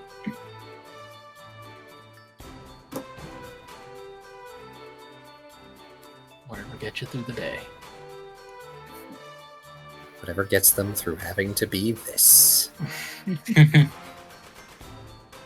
Brooke will knock on the door and say, "Hey boss, got a couple questions for you." You're going to ask them anyway, so why not? Come in. I mean, I don't have to ask them. But you're going to. He smiles. Brooke just walks in and says, I had a question about Team Mischief. And the smile is gone.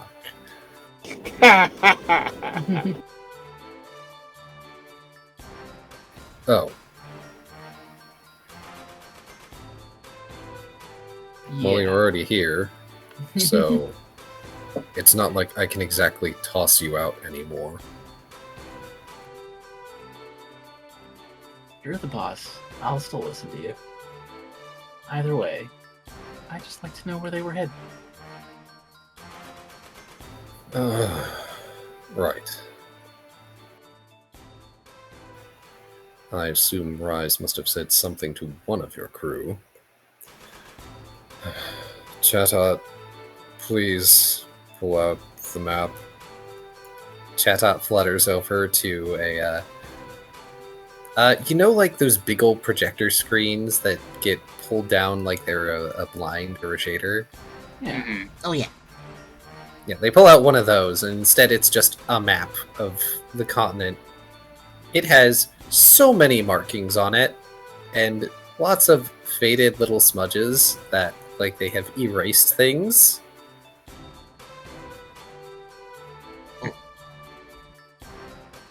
Right. So, You see the entire west coast over there. And he takes the stalk out of his mouth and just gestures in a wide sort of ovular circle. Brooke kind of raises a brow and says, yeah? We have been receiving reports that there has been a plague in the area.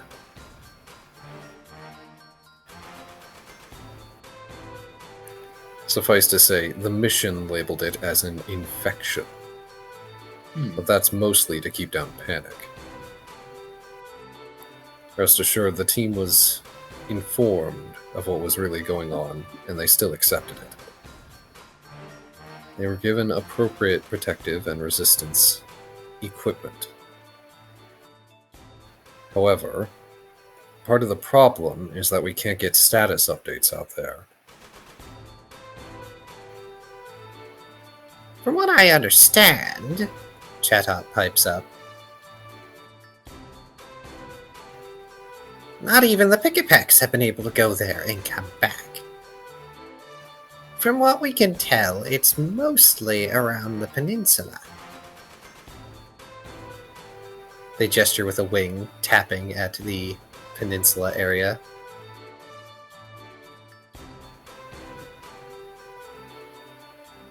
But we have received a few reports of there being instances elsewhere.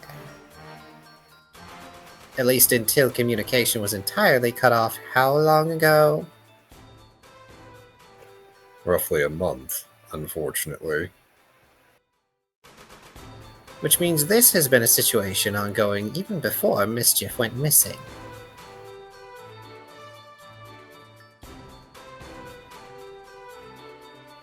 Brooke nods.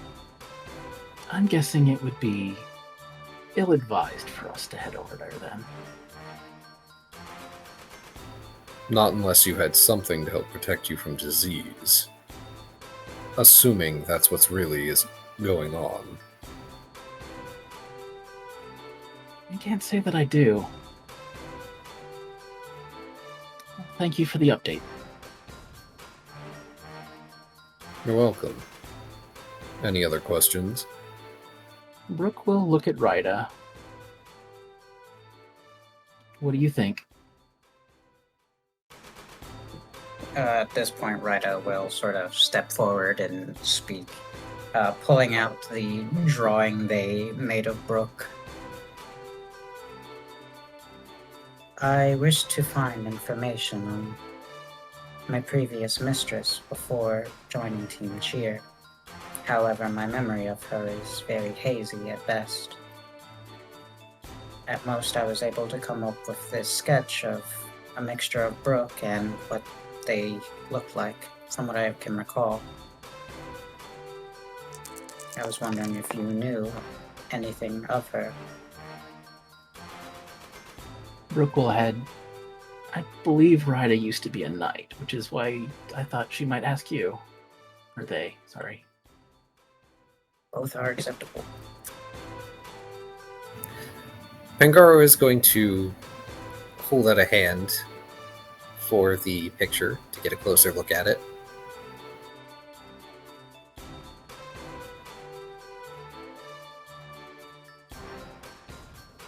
Oh, right, yeah. Rya does hand it over. Okay. I wasn't sure if Rya was being reluctant. No. Yeah, they pulled it out, handed it over right away. Okay.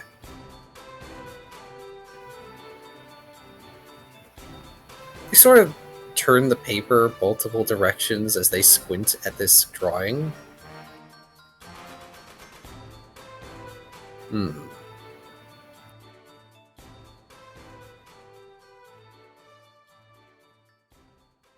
A little difficult to tell, I'm afraid. Any other descriptors, maybe? I don't remember being anyone like them in the Miscontinent.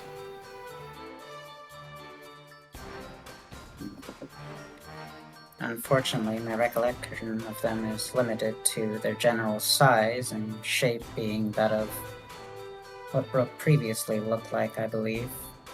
though I do recall them having blue scales with a lighter underbelly, and I vividly remember red from the top of their head. Red. They glance over to Brooke briefly. That's odd. I would assume it's another Feraligatr. But some of these features don't match. The head fins, for example.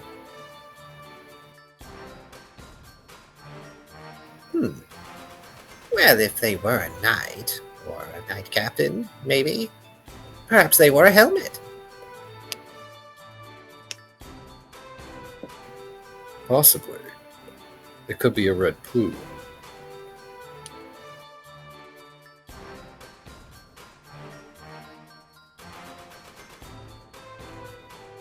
Didn't think of that. That's a good thought. Right, it does sort of put a hand to their chin as they think. Perhaps I could have been mistaken in some details. I vaguely remember the color, though not the exact shape.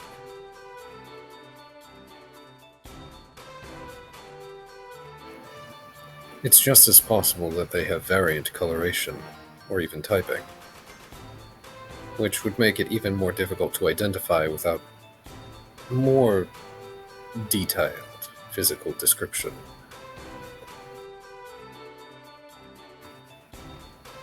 But, as I said, I don't recognize anyone from my night days as matching this description. And they will hand the picture back over. They politely take it and fold it. Well, worth a shot. One more reason to find Team Gallant, then. I suppose they, as knights, would possibly know as well. I appreciate your efforts, Pangoro. All else fails, maybe you'll have to go to the miscontinent yourself. Perhaps.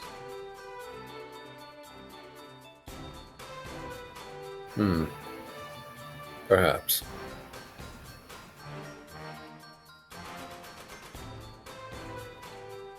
Also, one more thing.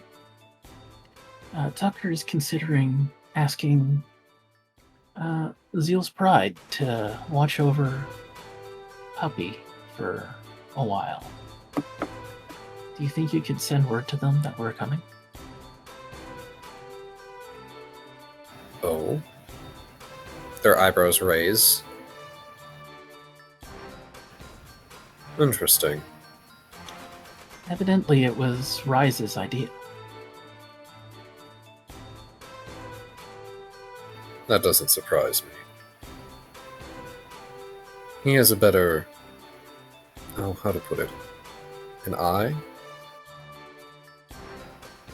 A better mind for it, maybe? It doesn't matter. Rise is better at these sorts of things than I am. They're definitely more experienced as a parent, anyway. You would think, having taken care of those daycare children for so long. Yes. I guess you could call it taking care of them. His shoulders sag.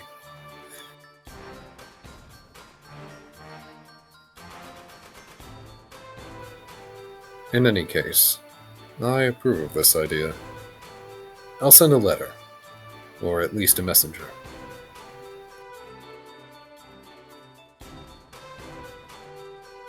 Right. I think that's everything. Thanks for your time. Of course. Come on, right up. One moment. This morning we received a Salandit messenger. He pulls out a semi-crumpled bit of paper from a drawer. It's a little small, so he likely accidentally crumpled it in his very large paws.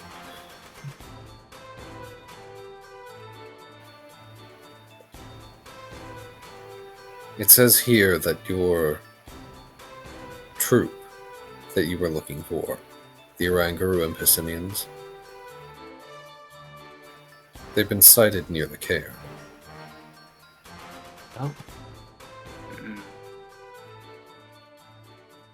I felt it pertinent to keep you up to date. Brooke kind of thinks carefully for a moment. Yeah, thanks. I appreciate it. So far, there have been no confrontations. But that location is worrisome.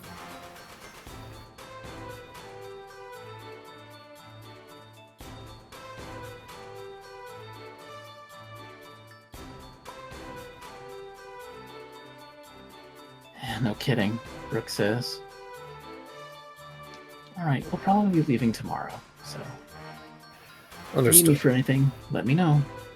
And he'll head out. Actually, before you leave, let me know if I could take any of your team to act as security detail, if I need them. Security for what? The cairn, specifically. Not Not inside or anywhere underneath the ground, but surface.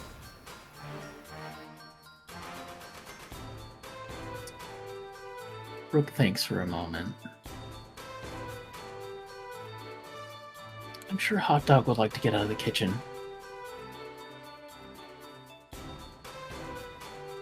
And I see.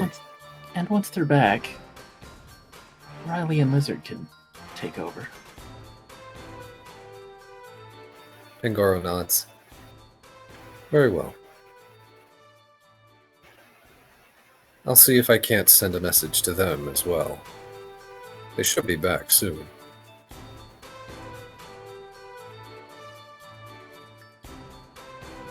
I think they've had a long enough vacation. Brooke grins and heads out.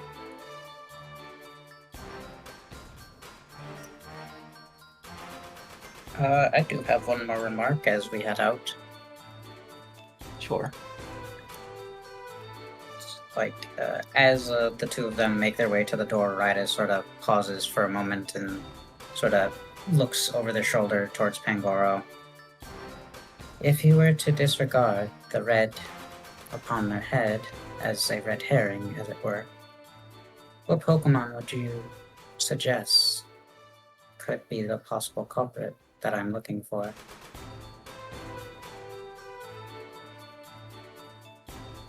There are a small number of bipedal blue Pokemon that fit the bulk and build as described.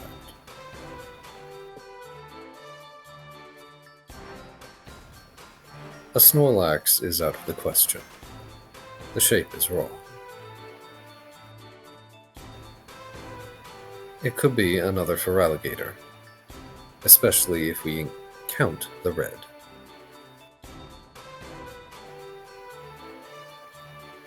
If, by some chance, they are fossil Pokemon, they could be an Armoldo.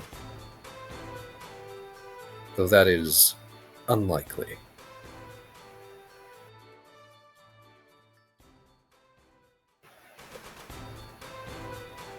And the last one that can come to mind will be a Nidoqueen. But I haven't seen one since... He takes a moment. Not since I was exploring in the Sand Continent.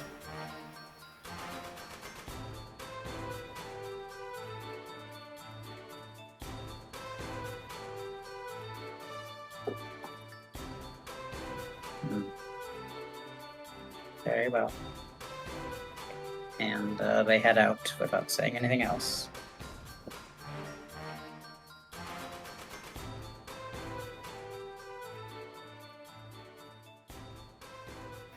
Chatot just gives Pangoro a weird look as you two leave. I don't know, with those fins, are you sure it's not a Goldeen on top of some other Pokemon? There is a brief squawk that gets cut off as you two leave. It's actually a Goldeen in a fishbowl balanced on top of a Quagsire.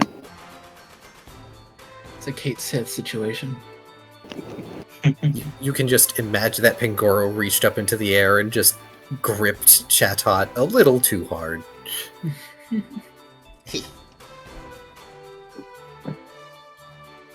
Write down the culprits in the book. Even though I already know the answer, for Ryda's sake of what they think.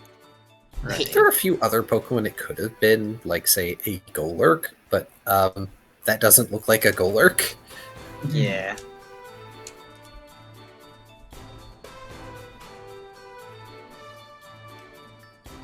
I just thought of something cursed.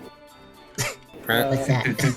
Should I ask? The robot, so the robot Pokemon we encountered at the place.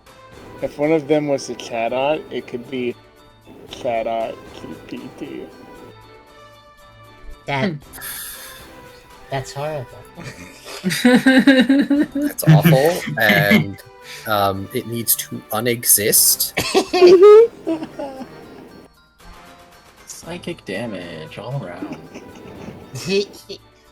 You're lucky that I don't have, like, a punishment feat where I can just do damage to you every time you make a pun that's bad.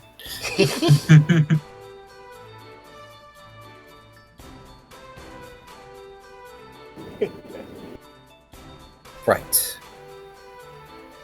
What else is there for today? Well, I guess Brooke talking to Noibat, but I don't know if that's happening before or after the trip. Brooke will do that before we leave. So yeah, if that's the only thing left. I guess the other thing would be if Ralph and Deadeye get up to anything. I don't know, Ralph. Did you and Deadeye get up to anything? Let's see, what's on his agenda, I wonder. Deadeye usually just goes out hunting all day and then comes back at night. Yeah, I noticed that he tends to he tends to keep himself a little bit busy. He takes supply and provisioning missions like he's a no-life Grand Company person in Final Fantasy XIV. I'm sorry, that is a little rude because there are people who main crafting that use those to good effect. I just never enjoyed them.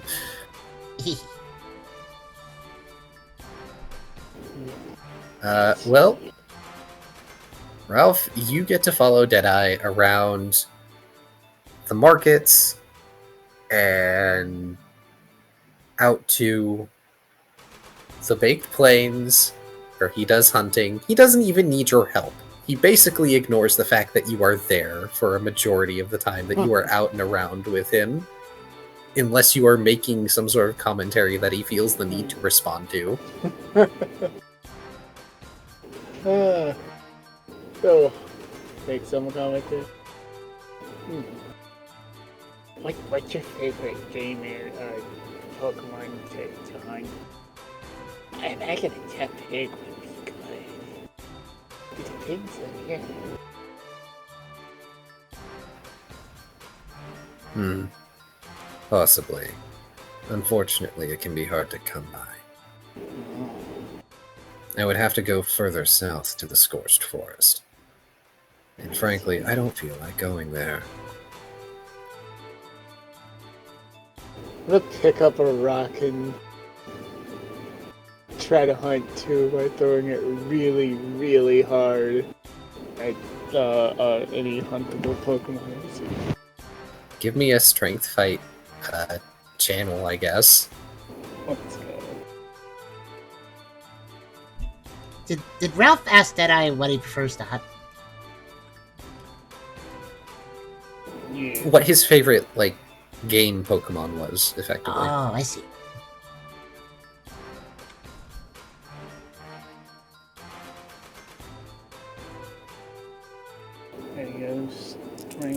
channel as I eat this thing at something. Yeah, that's a good roll. You spot something flying in the distance, chuck a rock at it, and there's a resounding metallic bong, and it falls from the sky. I got it! I look good, thank you. I'm gonna go pick up our prize. Deadeye is going to follow you over. He has a brace of Bunnelby. Ah yes, his favorite game. The kind that can resist his attacks.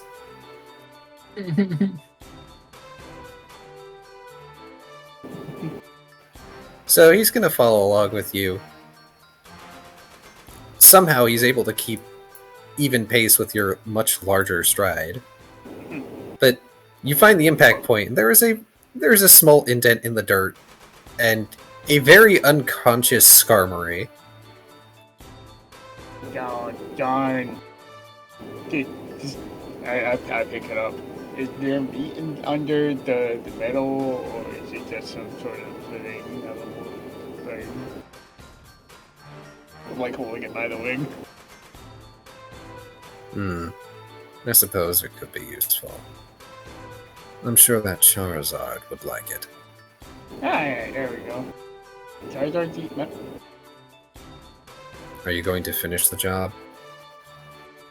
Oh, right. Yeah, you gotta unscrew it like a bottle cap, and I'll like put one arm on the neck and the other arm. On And the we're gonna move past that to avoid being too graphic for the children in the audience. Oh, jeez. I understood exactly what you meant. It's like this, right? And then it changes to the next thing. Metallic crunching noises. Well, I guess there was a moment there where it's a good thing that your mic is very quiet. But I will say, I think you're a little far from your mic or something. Oh, sorry. I kept boosting your volume higher and higher, and I still couldn't hear everything you were saying. Sorry, I'm terrible. The mic stand is broken, so I move it around. Okay. That makes sense. But yeah. So, I guess you helped Deadeye, kind of. God, that's crazy. I rolled an 8 with 2 1s. So it would have been a 9. Yep. Just Like, too much, you would have obliterated it. which, by the way, Ralph, you can see on the head that there is a dent in the metallic skull plate. So, yeah, Ralph is scary. My arm is a rifle. Actually, I got a question, Ralph. What are you gonna do with your prize? Are you gonna sell it? Are you gonna, like, give it to someone? Are you going to see if any part of it can be prepared? Just give it some. Here's a dead bird. Fried Love ya. chicken.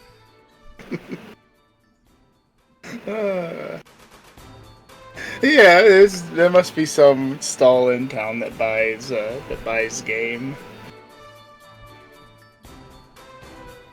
So I think Ralph threw a rock, but I couldn't quite hear it.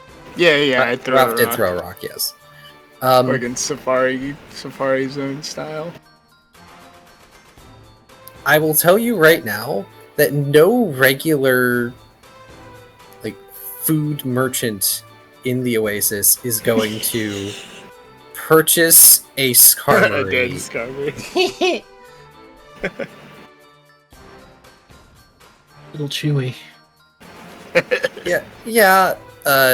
That you will frequently get questions like, "Are you trying to sell me the material for like pots and pans or plates? Because I'm only gonna buy that if it's already been made." Just like, And okay, then- that's good for I you. guess I'll just give it to Scorch because he mentioned that like Charizard can eat it, right? Scorch. Scorch. Who is Scorch? It's Yeah, Yeah, not Scorch. Scorch. Shoot. That is my friend's OC who is Charizard. Oh, Oh, I see. Okay. My bad. That's fine. It's like, oh, you know another fire type. actually, it would make a lot of sense if Ralph just said, "Yeah, I'm gonna give him to Scorch." Everybody's like, "Who's Scorch?" Just the bro I made off screen during some shenanigans, Checks out. If you do give it to Blaze, he will give you 100 apples or whatever we're gonna call it this week. I have already added it to your thing. Nice, yeah. I traded him. Let me know how it tastes you when I come back. As you're walking away, Blaze realizes what you said. Taste? That's our plate. Thinking he's gonna eat it.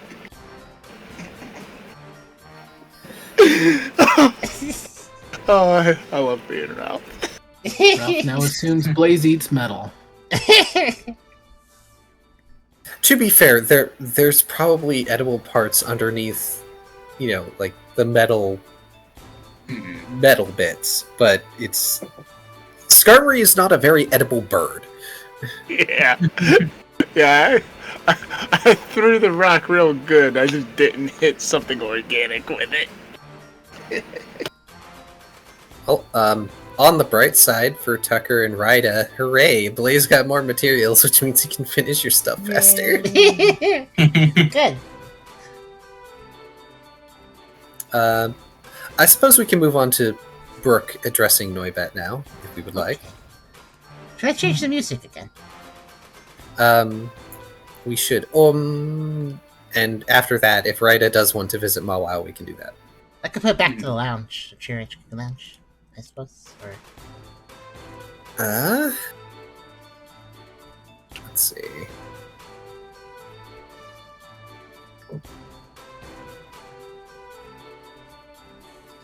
someone needs a drawing.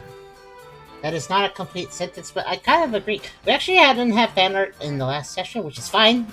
There's no problem with that. But if people like to do fan art, I do like to showcase it, so do consider it. If something amuses you, feel free to doodle it.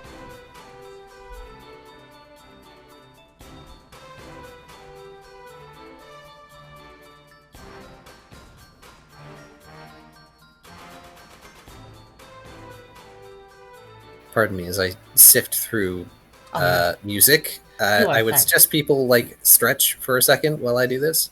I guess this would also be a good moment. I said this in the I said this in text, but I said this in the chat, but just to say, I'm making an effort to disable ads during specifically Pokerole streams. This is a loss. This is a loss of financial income, passive income, but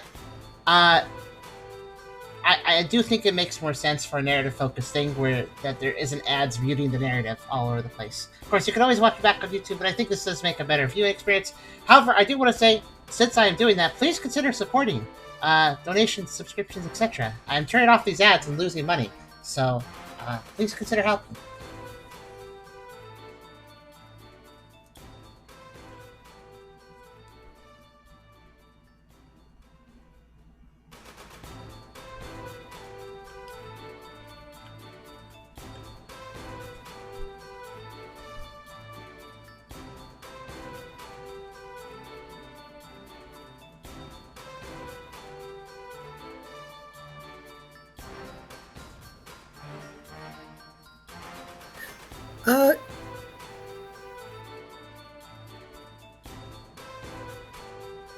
Let's go to E227.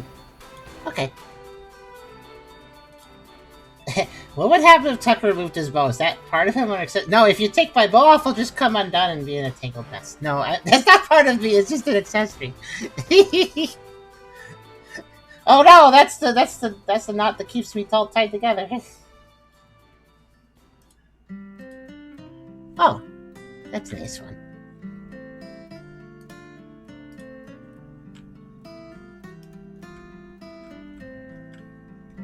You thought I was going to do something tense, didn't you? I wasn't sure. Anyway, Brooke, you will find Noibat in the lower level of the base. They've done an okay job of setting up a little space for themselves, since, well, there isn't really a room down here for them. It's a bit bare. But they've cordoned it off by putting up some blankets, or at the very least cloth of some kind, to make curtains.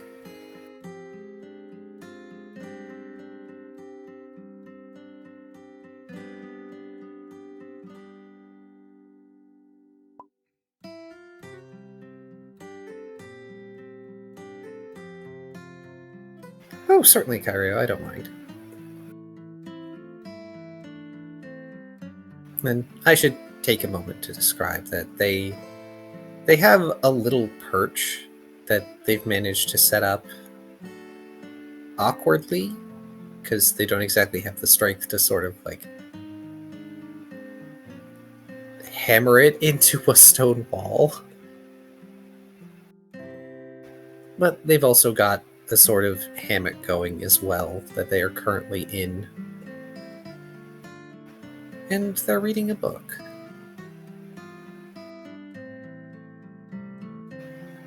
And they do still have the box from Rise. It's just underneath their hammock, completely unopened.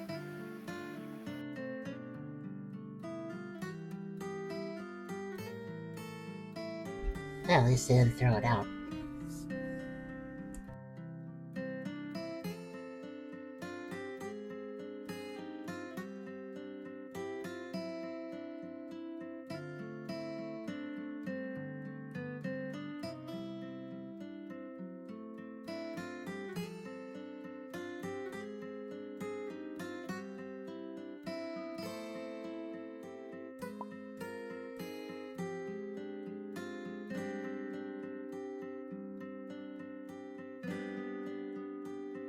Yes, they have.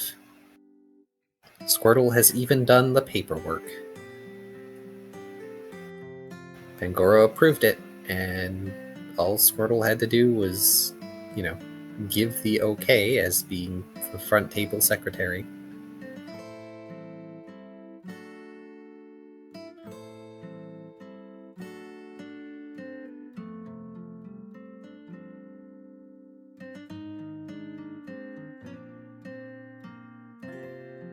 But I will say, Squirtle probably assumed that Brooke had already okayed this, and just they needed to sign it while you were not there.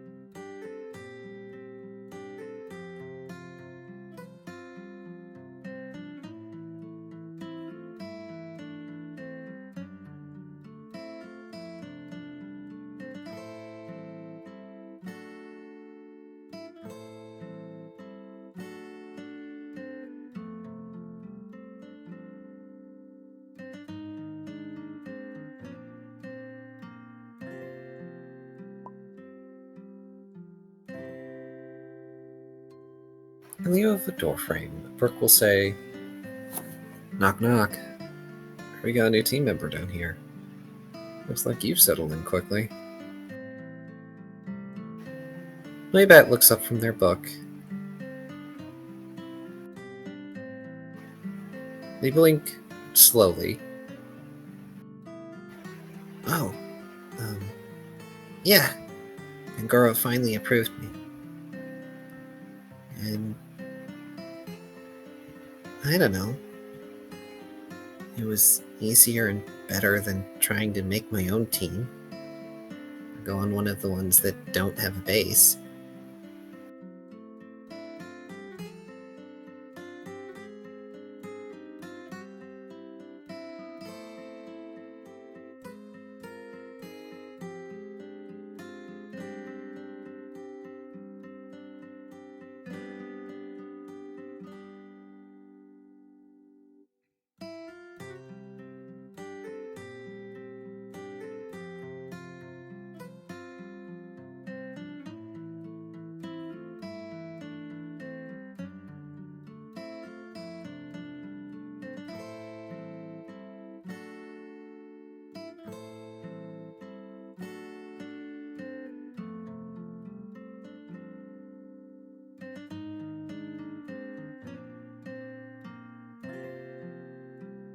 Alrighty, am I the last one back from the stretch? Oh, wait, my thing's still not here. Am I the last? Fine. Alright. Okay. Yeah, we're Noibat and Brooke is out of team. Yeah, the new music is E227 if you want it. Yeah.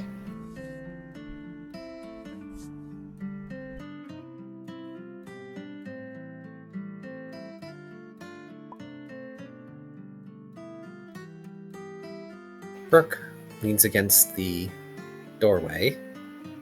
Oh, sure. I mean, I invited you after the whole thing with the Dragon Path and all. Just didn't expect it to actually happen without some warning, I guess. He grins. Not an issue. I just like to know what's happening in my base.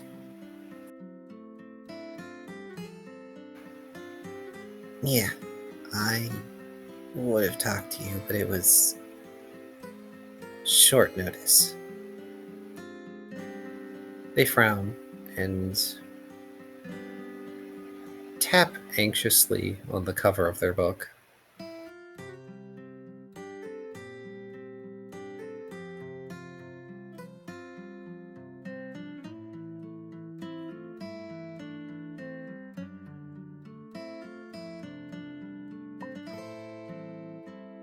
Something on your mind? Brooke asks.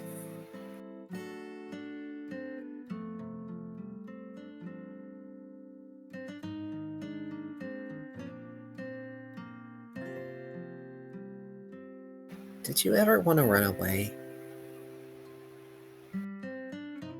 From home?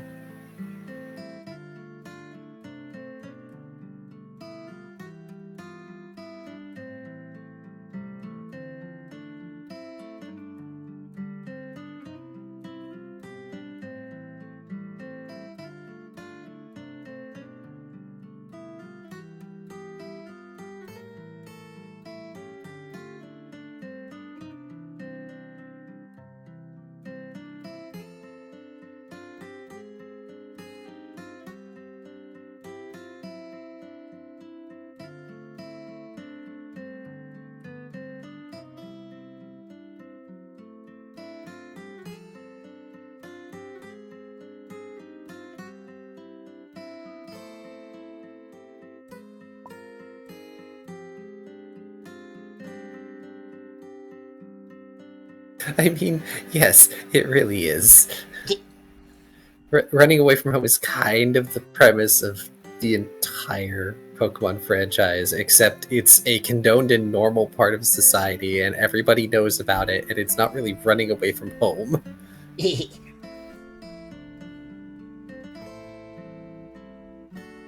Not every kid does it. Some of us work on matches.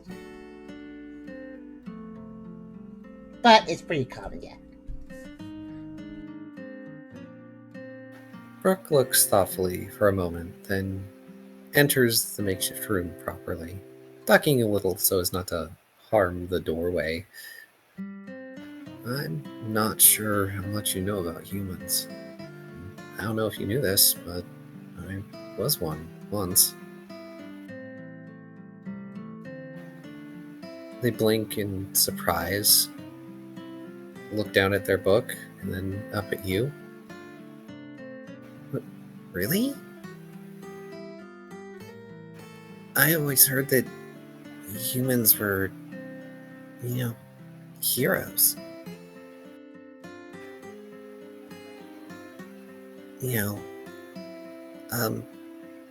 Really strong Pokemon.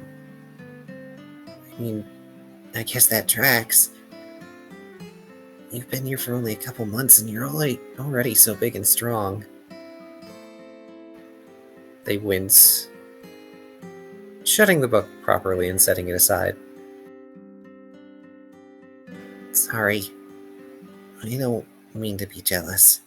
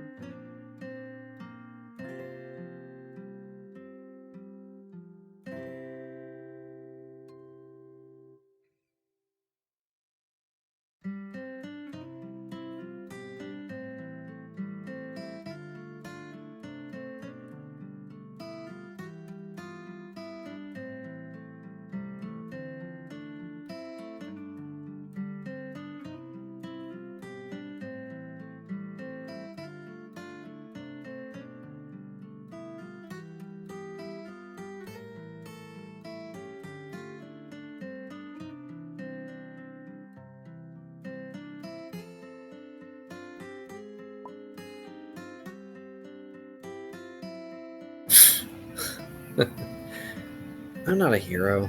I'm just a kid that left home at 10 years old and never saw his parents again. Rick says, a little sad, but still like. I don't regret leaving, but I probably should have kept in touch.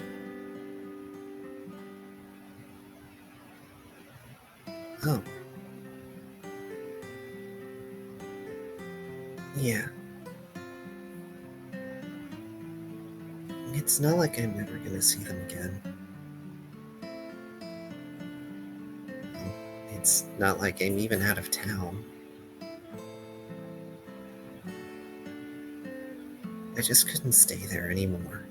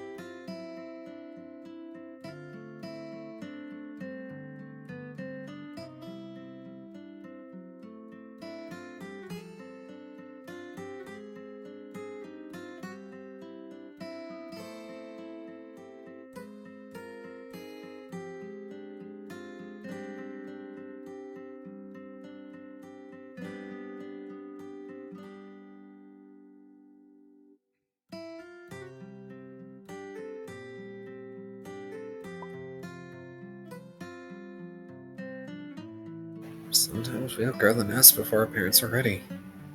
It can lead to a lot of tension and bad feelings, Rick says. It's fine to feel hurt, and even let a bit of pride get in the way. Just don't let it stop you from having a relationship.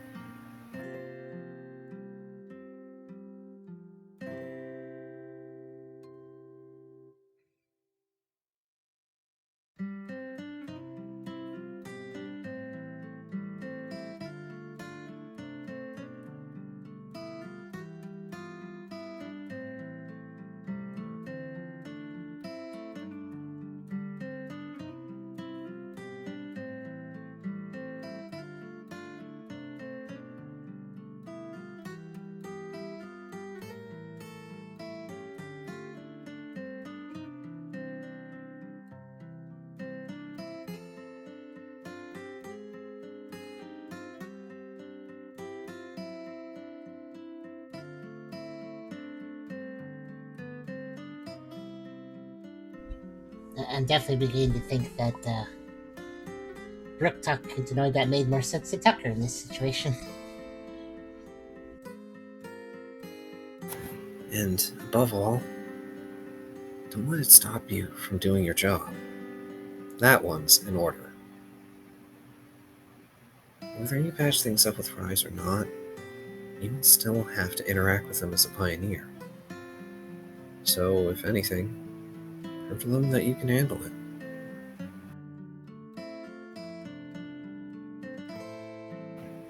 Noibat nods.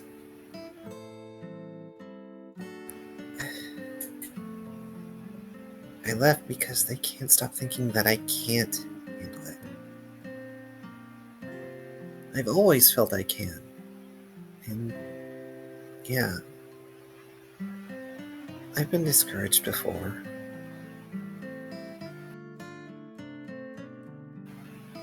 I just want them to believe in me.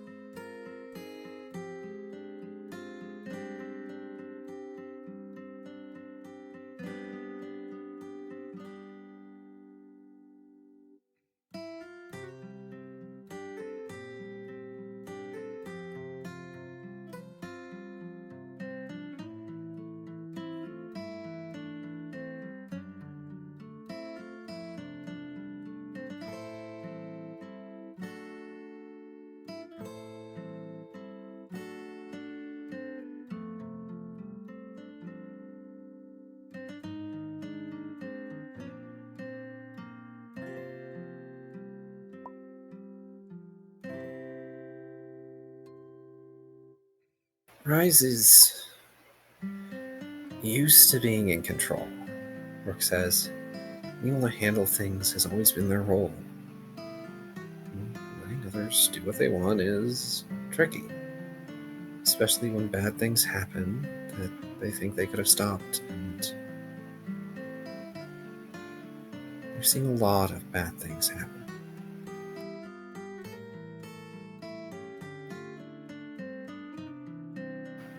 Noibat sort of slouches a bit more in their little hammock, head tilting down, eyes drooping a bit as they frown. I know.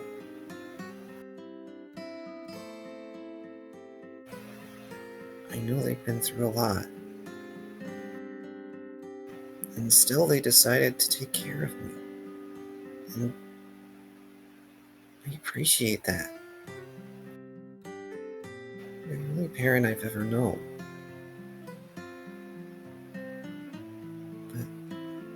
I want them to be able to rely on me.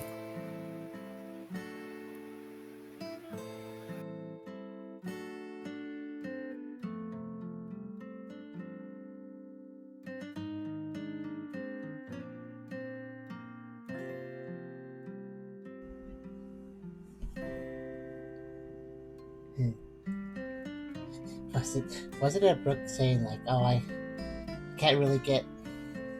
Just earlier to Tucker, I think Brooke was saying like, "Oh, I'm not to evolve with Rise. I don't think I can really help." Meanwhile, this giant insight that the Rock's just having about Rise.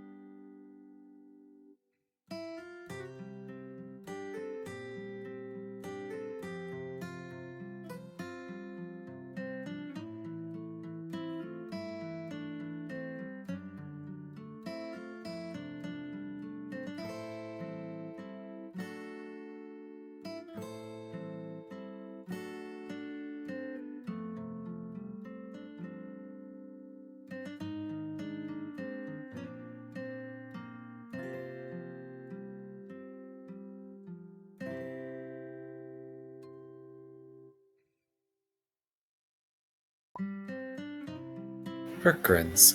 Well, like I said, get some work under your belt.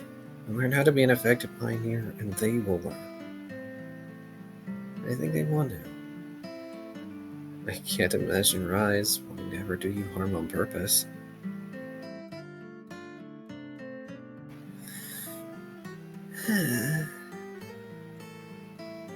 No, they never would.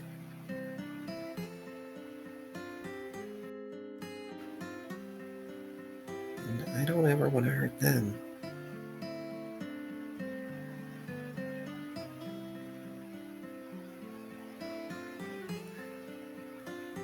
I've just been spending so long trying to prove myself that I got fed up.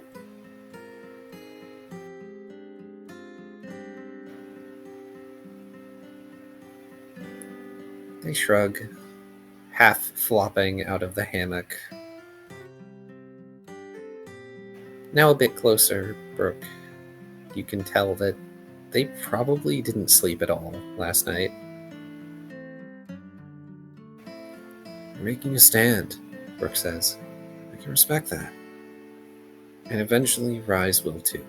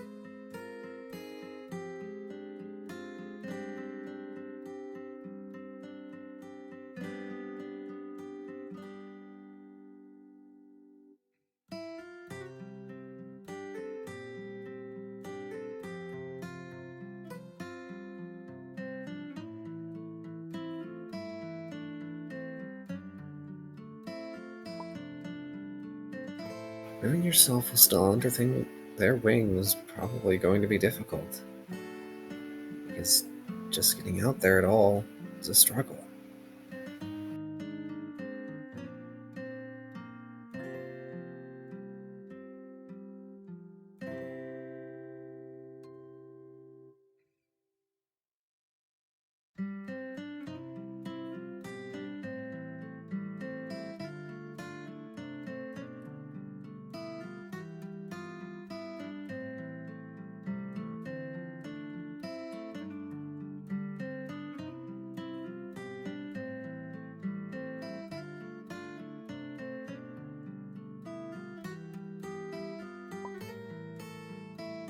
Of course, now that you're part of Team Cheer, I expect you to perform like it.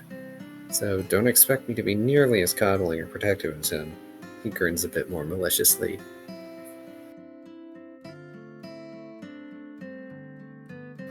That seems to perk Noibat up a bit. They smile, ears pricking up as they push on the edge of their hammock and immediately fall out because they forgot it's a hammock. Thud.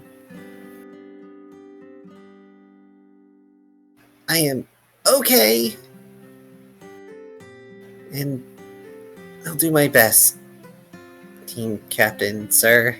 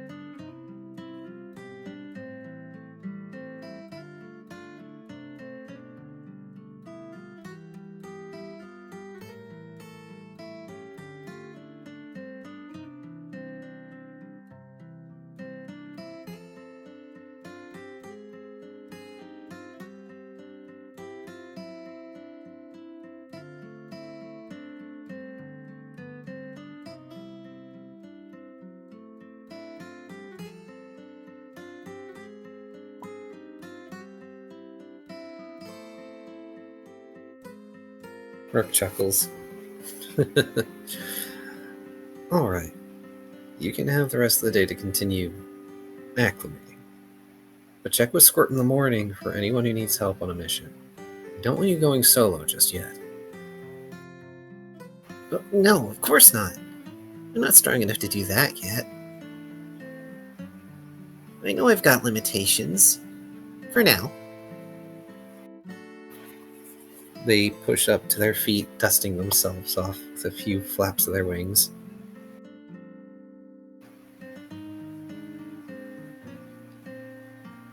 Thanks, Brooke. I was a little worried I wouldn't be too welcome here.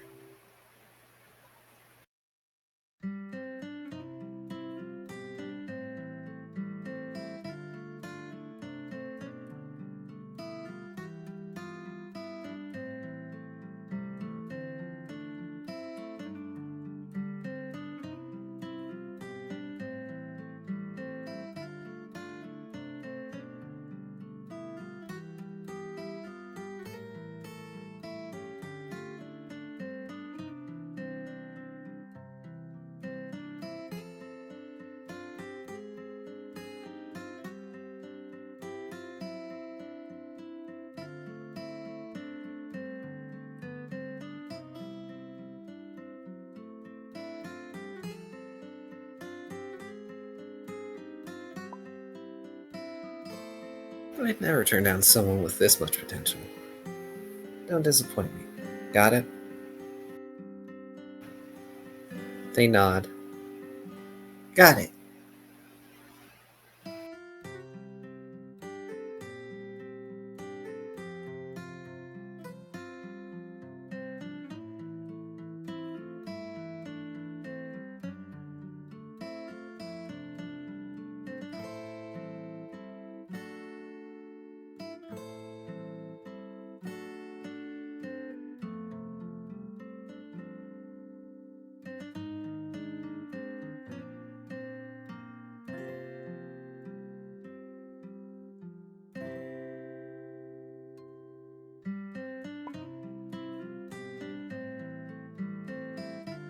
Right then.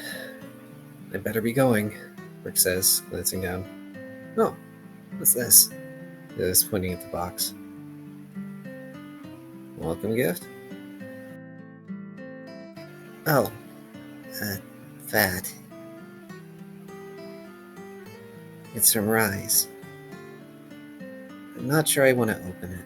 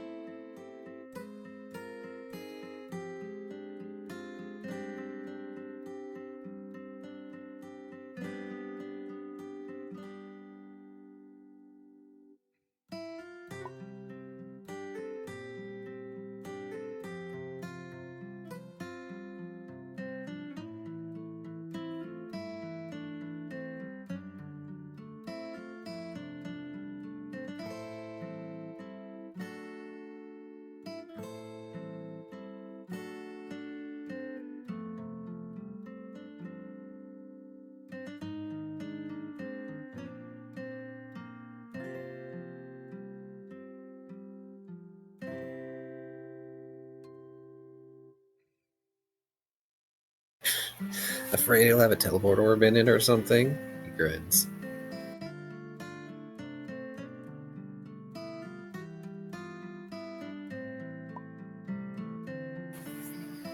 It's a gift. Don't take it for granted. Probably means they're wishing you luck. Brooke says, setting it back down. He gets up to leave.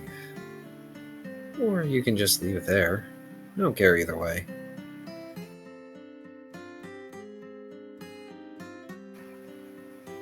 Noibat fidgets with their little wing claws, tilting their head halfway to the side. I guess. I'll think about it. I'm gonna finish moving in first.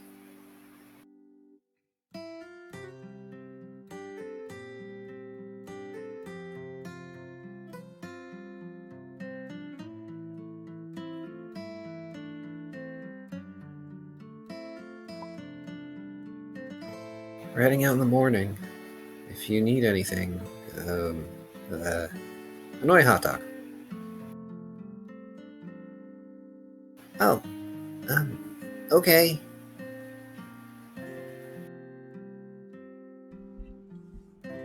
Always a tried and true approach. And Brooke heads upstairs. We think we'll call that scene done. Bryce has a lot of things bothering him, and honestly, Noibat and Tucker both kind of added to that in different ways, because it's pretty obvious that when Rice saw Tucker evolve, that was a really mixed feelings thing for Rice. So yeah, Rice is feeling a little destabilized, really, I think.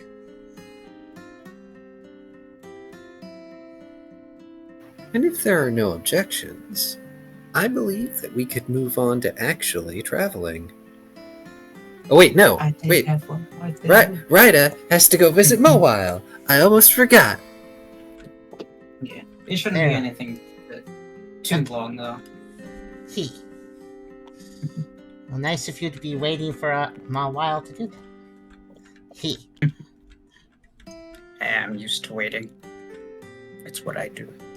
Brooke has concerns about Rise, but doesn't feel like it's his place to really approach them about anything. That's fair. That's fair, but you also have... Brooke has a great more amount of insight than he'll admit to having.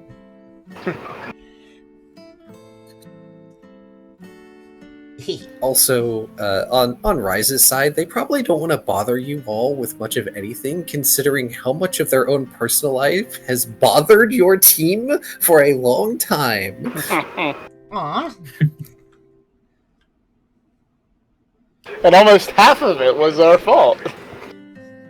I was gonna say, did we really evolve ourselves in most of that? Yeah. I mean, yes, but also they feel very responsible for it, even though, We It's literally dug up the bones of his past. yes, and also it's not his fault that, the crazy, at the time, X, decided to attach to one of you, Yeah. which may not have even been their choice necessarily.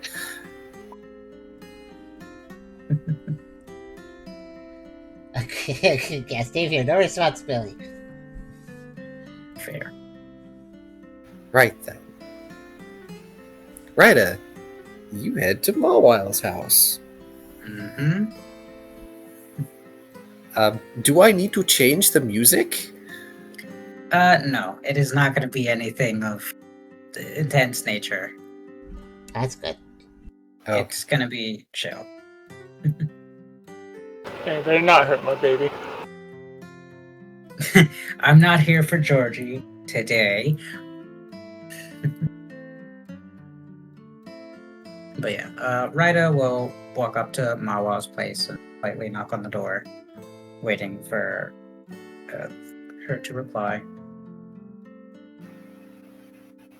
it'll be a minute. Especially as you will briefly see Mawile look out her window at you, and then you can hear inside just the muffled noises of what must be her attempting to hide Georgie.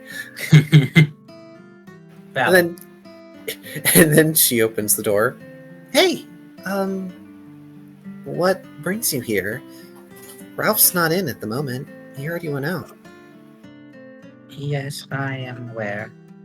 Apologies for the intrusion. This is a bad time. I was wondering if could assist me with something. Me? She tilts her head. I guess. That depends on what it is. Quick question. Is a Pokedex something they would refer to it as, or is it just a compendium of... I would say that the word has survived, but it no longer means the device. Mhm. It's just a word that is effectively used for a dictionary of Pokemon, what effectively we would consider a bestiary or compendium. Okay. In that case, as a researcher, I was wondering if you perhaps had a Pokedex that I could perhaps borrow for a time.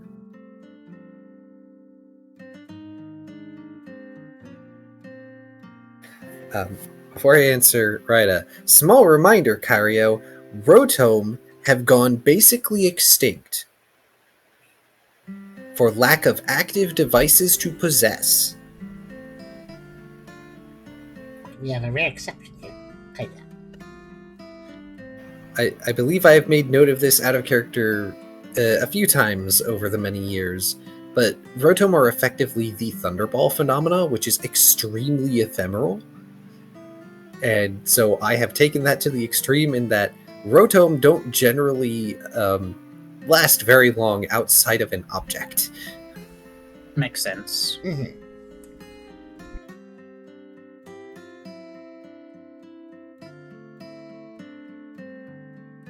That said, Mawile will invite Rida in.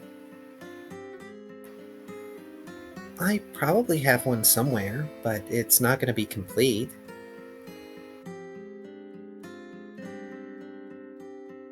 I suppose any would suffice for the time being.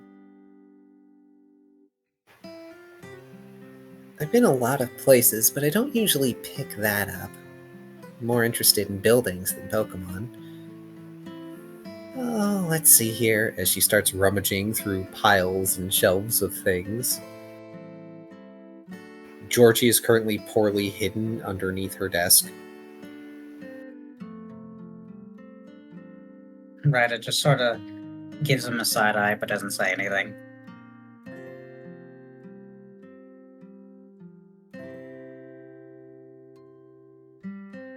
Let's see here. Here we are. And she pulls out a rather dusty old book that she blows off a cloud of dust from, ending up having a coughing fit, waving her hand around. Goes to show how little I use it. Pardon me. Anyway, this one's for the water continent. She rubs her eyes a bit, holding the relatively thick book out. Rya holds out their arms and takes hold of the book and immediately opens it up and starts flipping through it, making sure to be careful since it seems to be a pretty old, that it might be a bit fragile. Make a strength check. Oh. Just A flat set. strength? Yes, just flat strength. I told you it was a thick book.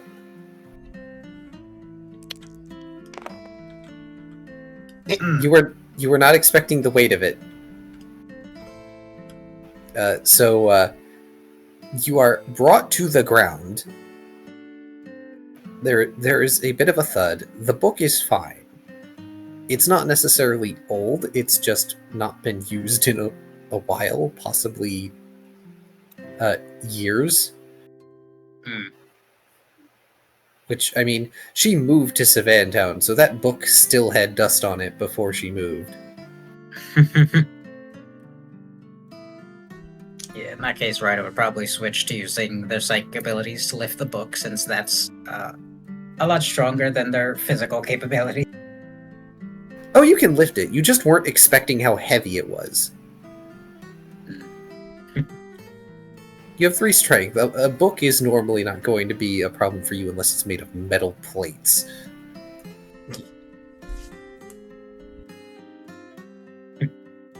Because remember, Yeah. your lifting capacity is 250 pounds. Fair.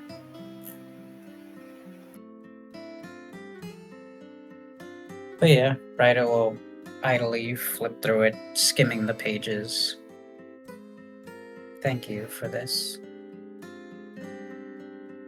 Sure. I mean, I'm not using it. Why do you even need it anyway? I was hoping by looking through the pages that perhaps I'd stumble upon some Pokemon that might help limit down my search. Oh, well, what are you searching for?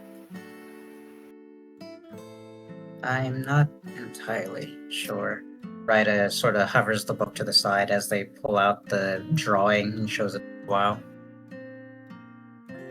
To my knowledge, it is something akin to this, though this seems to be a mixture of Brooke and whatever I'm looking for.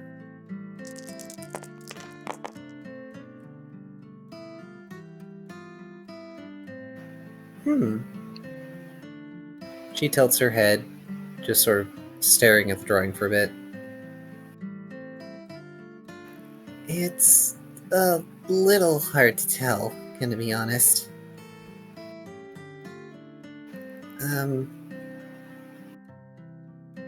Well, there aren't very good illustrations in there, but, I mean, that's a lot of work. So, hopefully you find what you're looking for. Indeed. If not, at the very least, it helps reduce the number of possible Pokemon it could be.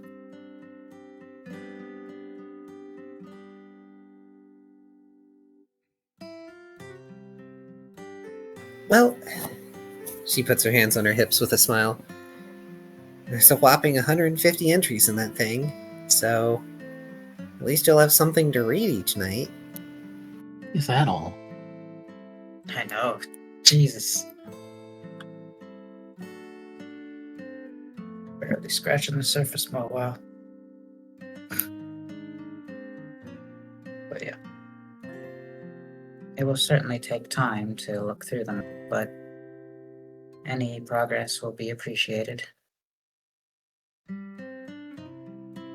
She nods.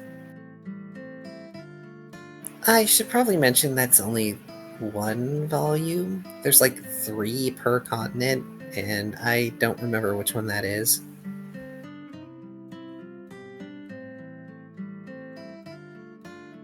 I see. I suppose in that case I'll keep an eye out when I travel, if I can find any more.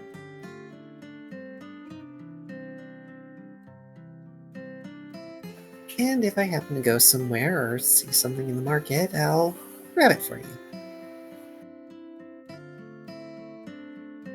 That would be appreciated. Good luck with your search. Thank you. And they'll politely close the book and take a bow.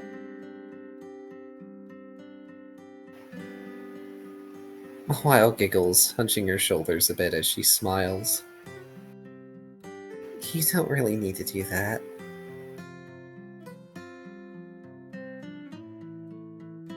I suppose it is habit. No, what I mean... Relaxing her shoulders, she reaches out very hesitantly to rest one hand on Ryda's shoulder. So you don't have to be so formal with me. Ryder just sort of looks at her hand and then back to Mawile, tilting their head a bit, somewhat confused.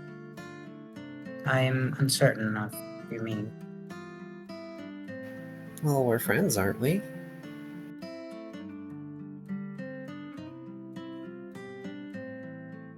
I suppose I never considered such. I thought we were merely acquaintances, joined by, well, I suppose Ralph and the team cheer.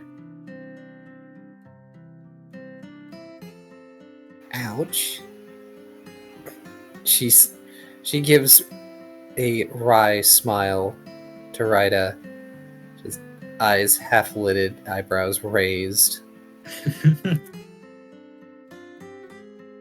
Well, don't let them hear you call them acquaintances, because I'm pretty sure you're all their friend to them.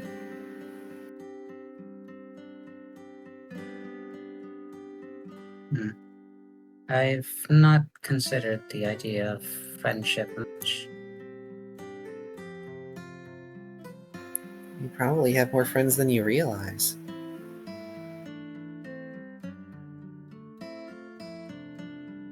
Ryder thinks for a moment. I mean, what about Liar? Liar. Yeah. I mean, if all you were was a protector for Liar, they wouldn't like you so much. I suppose that is reasonable to think.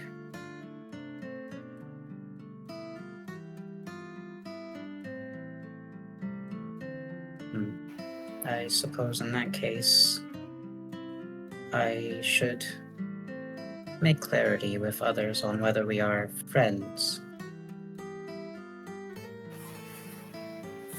Just think about it, okay?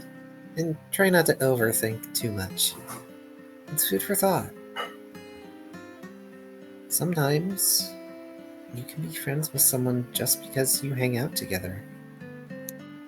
There's lots of kinds of friendships. Lots of different kinds of relationships. You don't have to hole yourself into a label, especially if it doesn't make you comfortable. Yes, I am well aware of that. I think I recall a time when... Oh. And Ryder sort of has this realization of remembering something. I recall a conversation with my mistress about such, due to my appearance.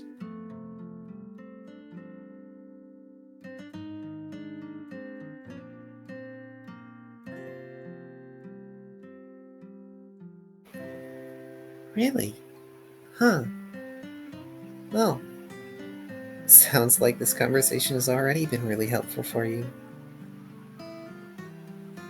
It has. Thank you, Mala. It is nice to have a friend.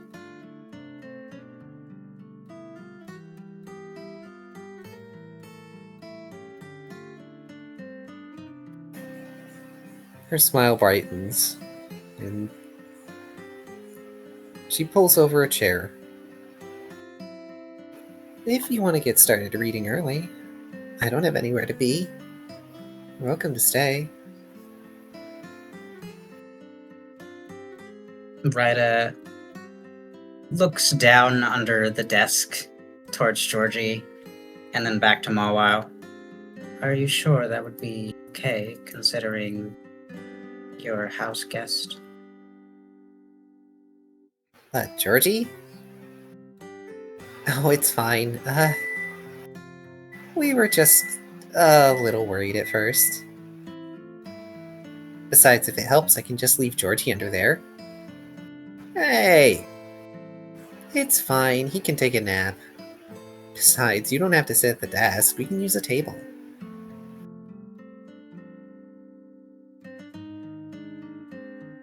Very well, then. I would appreciate the company and assistance in this. Mawile waves an arm invitingly over to a table that has way too much stuff on it. A couple stools, only one of which is unoccupied at the moment.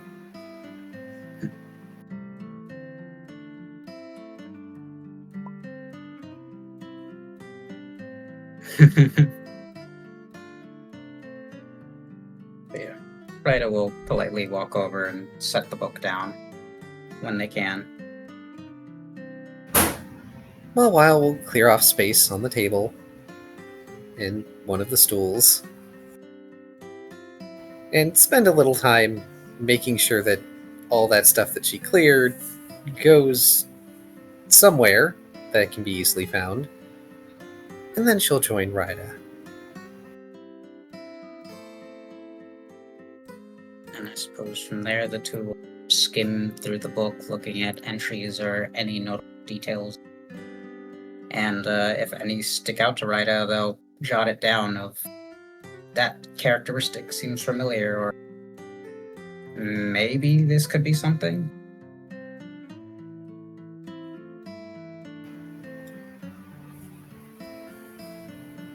And unless you wanted to have Rida do more, I think we can call that a scene. Yeah.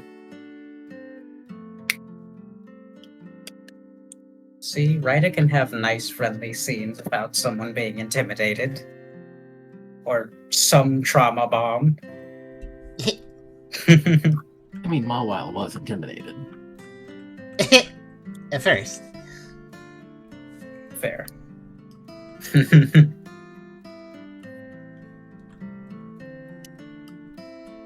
Yeah, cute little development. Rida, understanding friendship, and a glimpse at, oh yeah, they've talked about gender stuff before with their mistress. So that's fun. Oh. Nice. There's a lot of pieces, but they're slowly coming into place. Yeah. And I'd like to imagine that more as Rida's been looking into their mistress, the stuff is popping up easier and easier. Because it's like that interconnected thing of, oh yeah, this reminds me of other Oh yeah, these neural pathways are connecting again. These things used to fire together.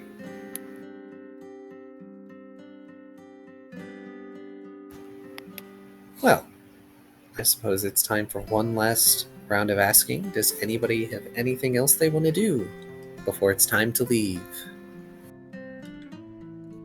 I think I'm good. I'm good. I think I'm good.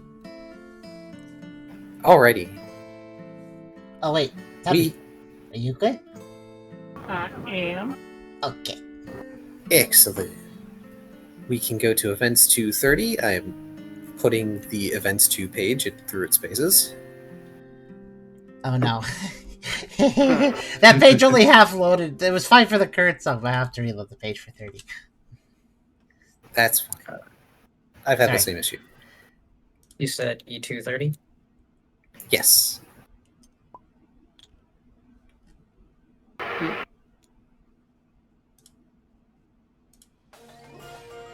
Oh, this song.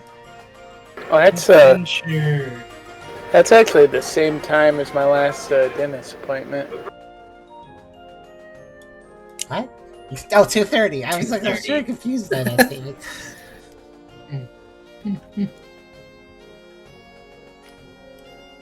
Thank you, I'm hilarious. Or confusing on that one, but he got my attention either way. 230, 230.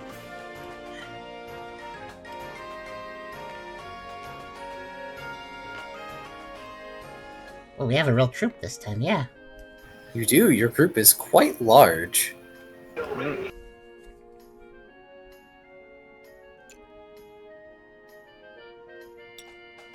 have quite the entourage. We're super popular. Pardon me, I put away models for ease? We should invest in a cart. We have one. Well, we had one. We had one. We rented it. I mean, look. Y'all can purchase another cart. This is one of those things like, hey, if you want to prep for anything, go ahead. Like, figure out what you want. Don't have the money for it. Me, staring at Brooke's money, staring at Ralph's money, staring at Ryda's money. Yeah, we don't need a cart. If anyone's tired, I'll carry him. Also, I would have to Builds teleport the character. car. That's true. You would have teleport the cart, it's true. We are going to walk to Pride This- Rock first, though. Yeah. Alright. As Team Cheer makes ready to leave, they collect those that need to come along with them.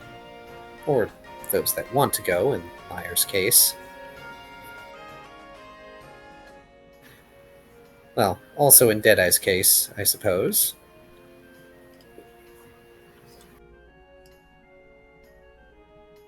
They never did quite get to chatting with Brooke about a thing, but maybe they'll do that on the road. It'd probably be an opportunity. And as for Laurentis, they're more than happy to tag along for a little while longer. Since, of course, they're going to be your guide. So, a couple days walk should be fine. They've packed a bag with all of the flowers that they would need to consume. Very good. And of course, everybody, I'm going to remind, everybody eats their cobbler before going. Yep. Yeah, cheers. Cobbler party. Cheers! Yeah.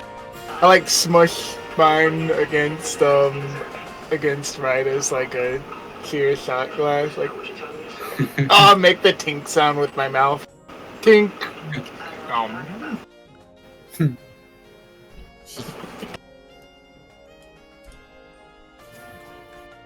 I don't know how you change the pen size. I've forgotten how to change the pen size, but I know there's a way to do it. I think it's in options. I think you click the thing where it says color. And no, wait, that's not how you do it.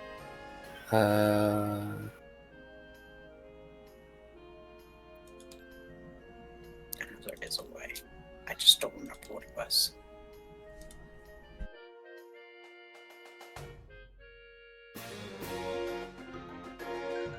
I'll let you all figure it out. I know there's a way to do Plus it. and minus. Yeah, there we go.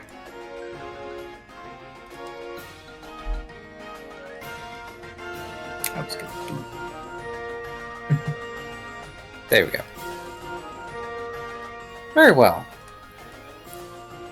And to be honest, nothing is going to really threaten Team Cheer on the Baked Plains. There may be a few things here and there that could be a little spooky, but your group is so large and has so many powerful Pokemon in it that most Pokemon will, either feral or wild, are willing to give your group a wide berth. Now, if I have it right,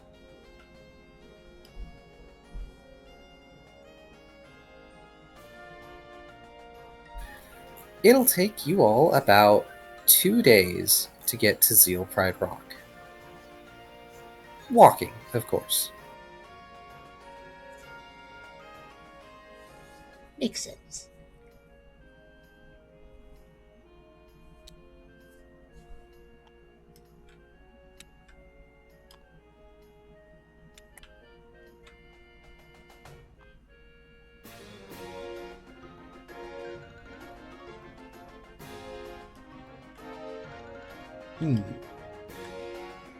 And so, I must ask, is there anything in particular the lot of you are going to do during this travel time? I doubt there is, but I have to ask. Not particularly here. Nah. My usual chatterbox radio. Alright.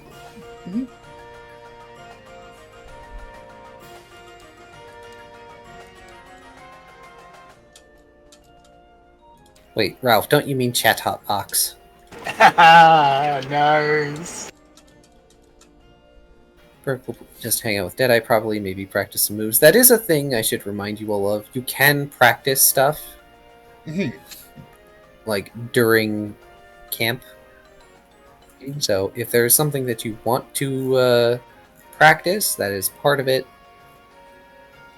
Maybe you want to try your hand at things, make minor repairs or what have you. Since it was being worked on, Firefang and Dark Pulse being mixed together would be still being attempted.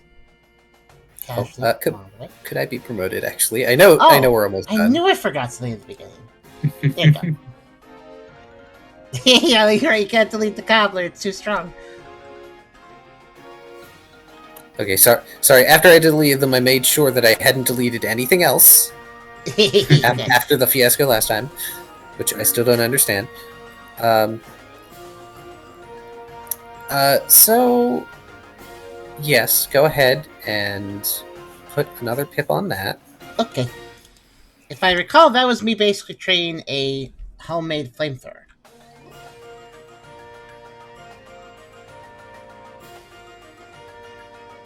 Then we'll Tucker learn fairy attack. It'll happen. I mean, well, it's not an attack, but fun fairy. I remember discussing that you should probably get like Moonblast or something. I think that's a good idea. There's also more focus on Fang moves. I know that Tucker wants to go find somebody to learn. It's even on here, Poison Fang. Yeah. And actually, since y'all are traversing the Baked Plains, I'm going to have us use a very old song. Dungeons 1, number 2. Okay.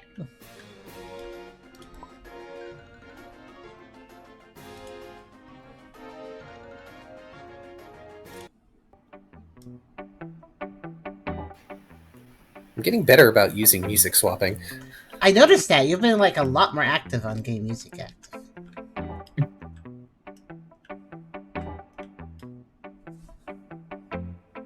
Alright. If you are practicing moves, Brooke, go ahead and give your... which one is it? I believe it's Frostbite. If you're working on that, go ahead and give that a pip. Actually, that'd be an interesting thing to try and learn.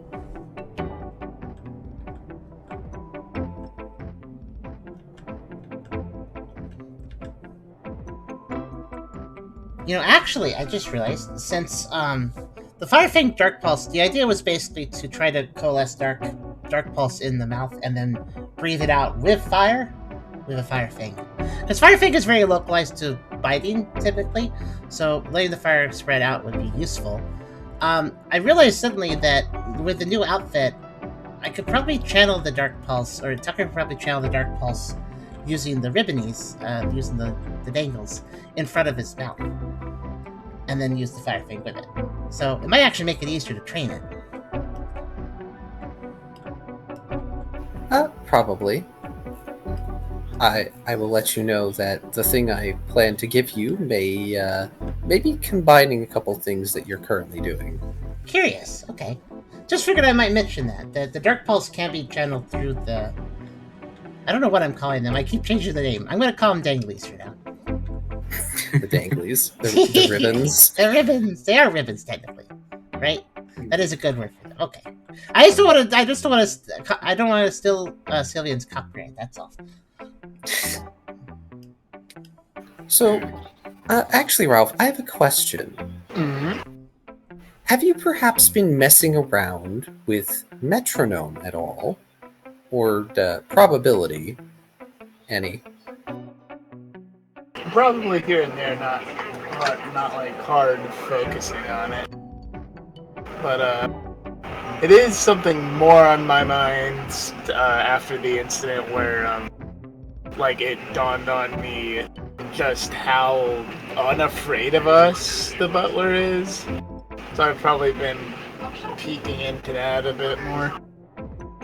Yeah, trying to, because I remember the glimpse into the optimal choice.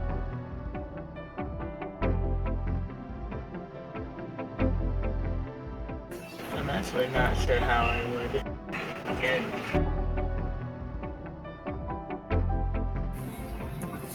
Well, alright. Would you mind giving me a smart contest logic? I'm not sure. I am pretty smart.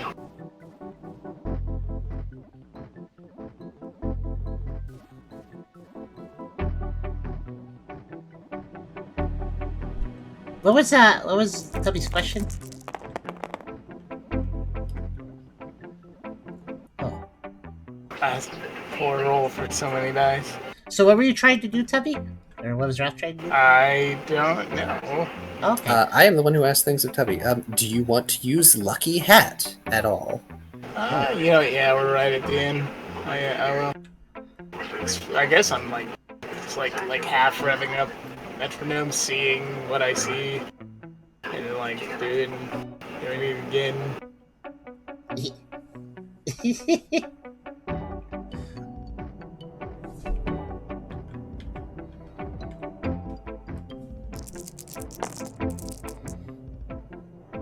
Well, it's better. Would you like to Lucky Hat a second time? Let's go gambling. Yeah. I'm smart. I can survive. I have logic. Oh, by the way, there was a good point made earlier when Pangoro was pointing out the peninsula for the area where the sickness was. Fair said there's multiple peninsulas, and that's kind of a good point. Which one?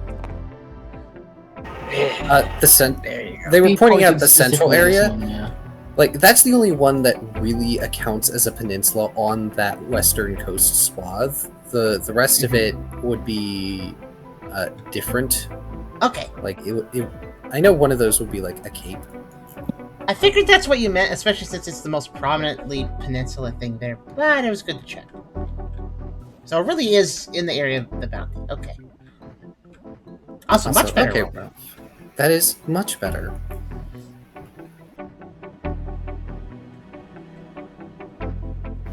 So,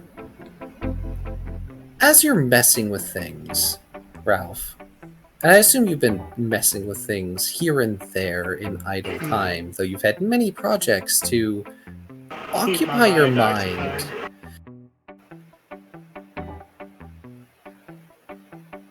You've come to realize something.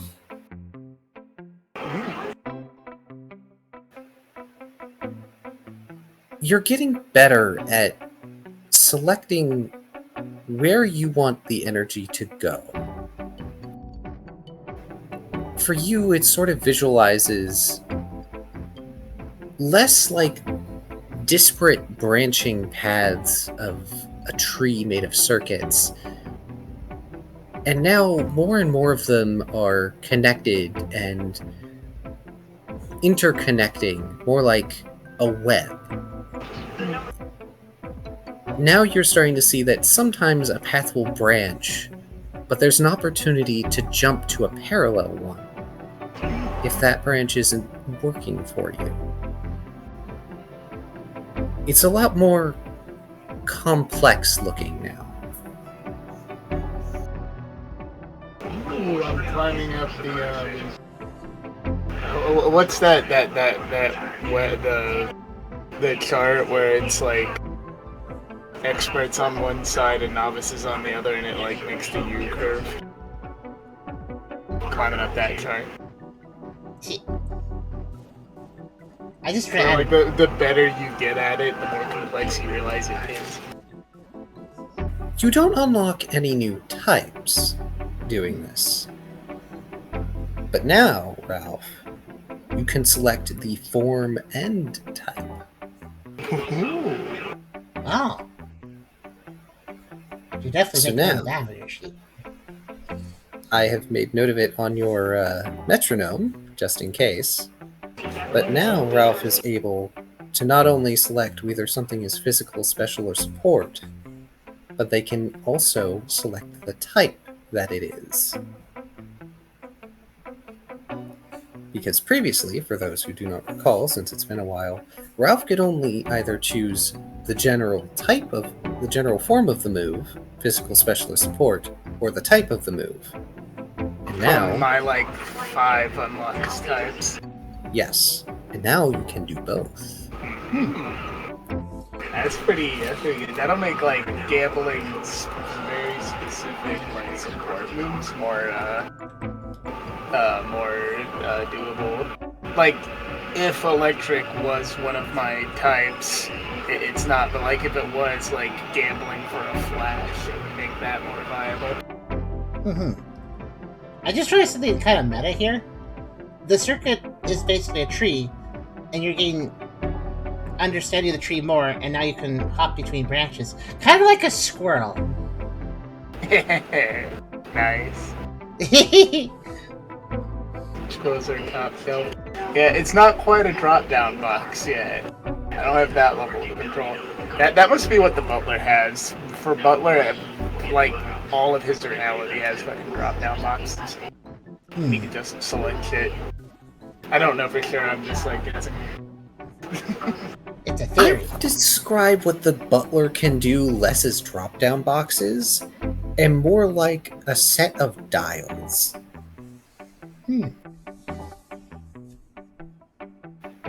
That said, before we finish out for the night, because we should finish out shortly,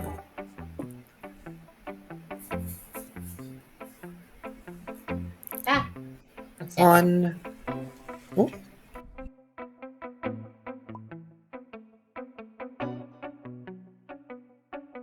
Okay, sorry. A spider went down in front of the monitor, and I had to deal with it. oh no, spoiler. I was scared.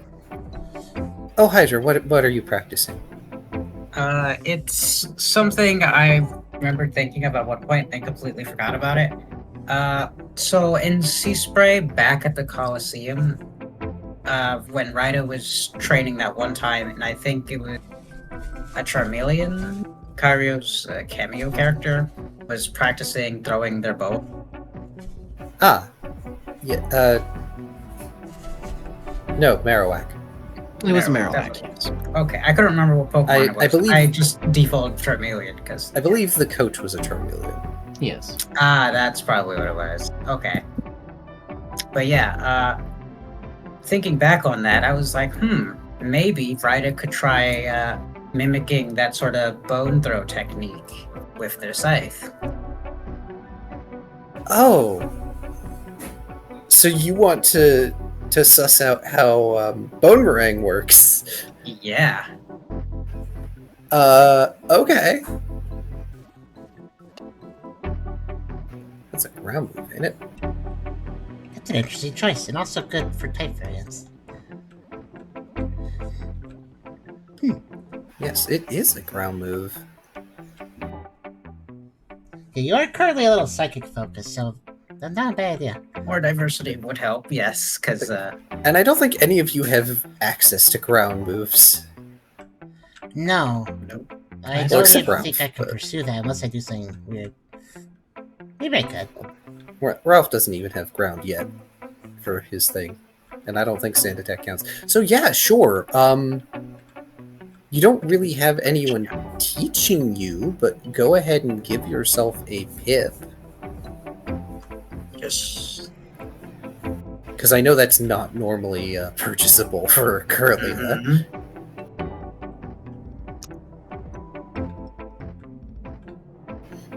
Yeah, that'll be really interesting. Also, are you using a practice object, or are you using the scythe? Well, the scythe would be the thing I'm gonna be flinging, so I don't think they have anything else to test with at the moment. If you are trying to throw the scythe into the air and then have it swing back, you're not doing anywhere near puppy as far as Tucker is concerned. No, I- obviously Ryder would get away from the party because it's a dangerous technique. Very You know, dangerous. I I'm was just gonna gonna say- try and psychically control it a bit to make sure it doesn't go haywire. Good. Okay, go ahead and give me a special fight channel at -6. Let's see, special fight channel.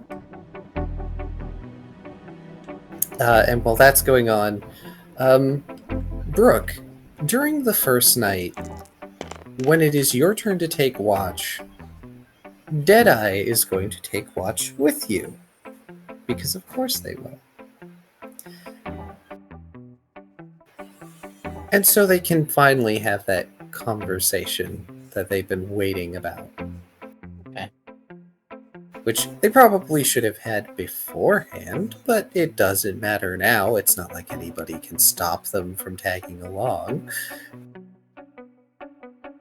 Also,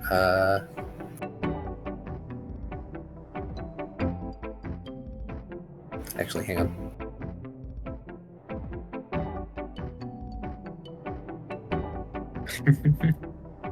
Pardon me. Take 2 damage. Ouch! It swings back, and you still manage to catch it, just a little high, and you cut your hand a bit. It's not horrible, and you'll be fine by the morning, probably. My premonition. Isn't that a poison scythe though? Oh, right. Yeah. Thanks, Tucker. Sorry. I still say it's going to be 2 damage anyway, because if I took into account defense, it would just be chip, but I'll say you still took 2. Mhm.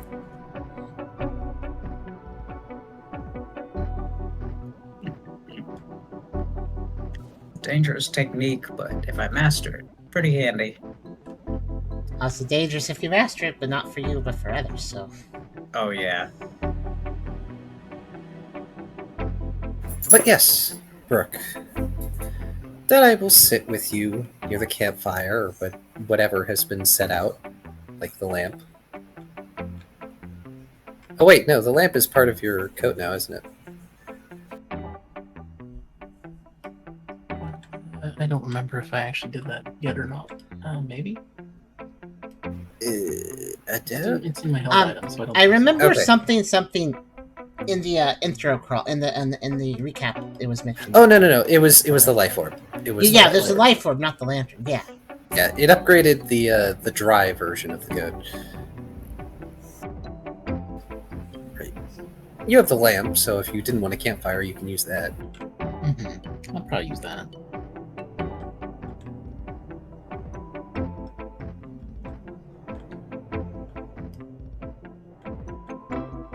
The eyes will, of course, be looking every which way, occasionally doing little twitchy movements. And a number of them focus on Deadeye when he chooses to sit next to you, until he glares at them. And then they look the other way.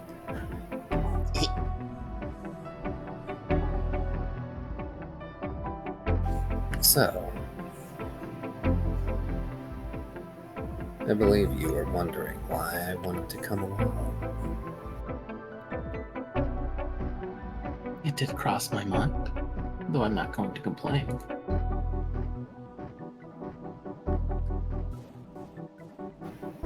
There's a score I want to settle, and you happen to be going in the right direction. At least last I knew, anyway.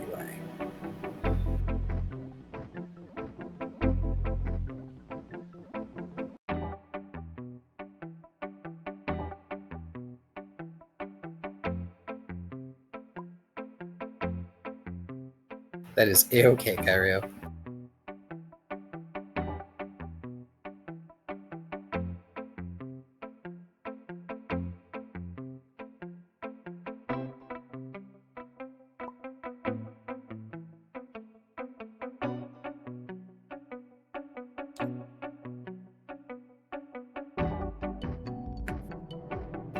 Hydra, have you seen this mon?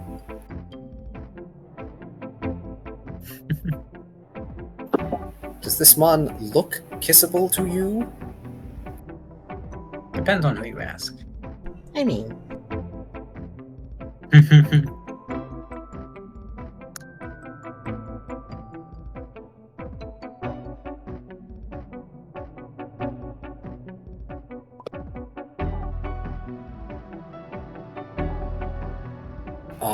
And here I thought you just liked my company, Brooke grins.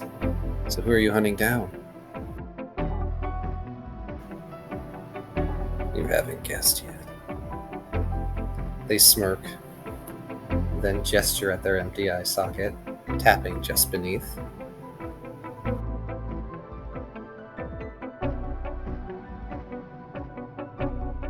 I think it's about time I finally track down the person who took my eye.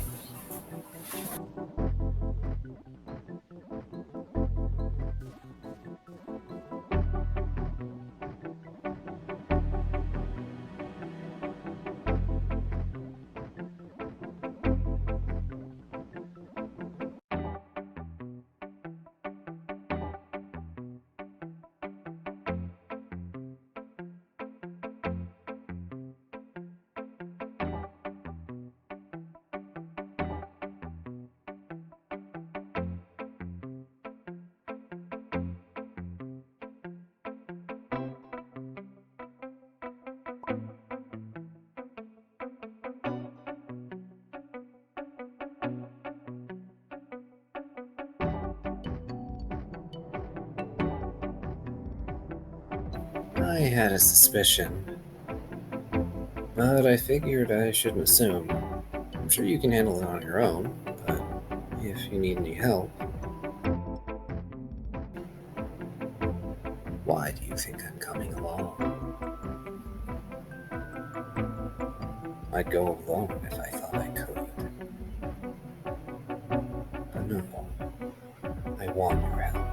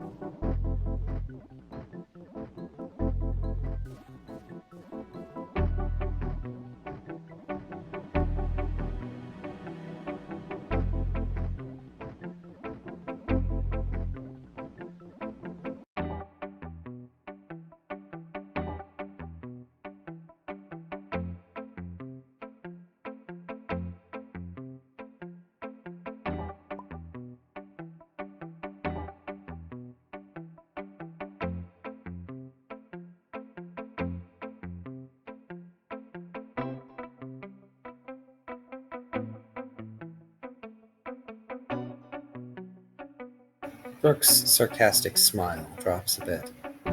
Oh, well, yeah, of course.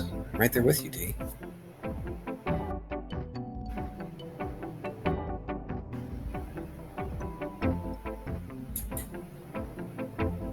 There's something subtle about the way Deadeye's expression shifts at the shortening of their name.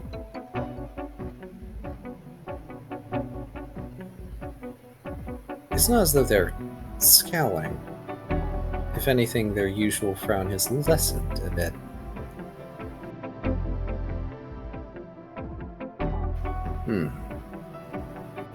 Thanks.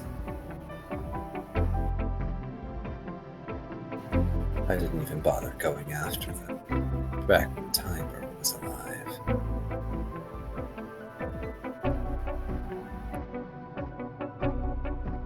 I don't know why. Maybe because I felt it was less important. They smirk toothily. Or maybe I'm feeling extra petty now.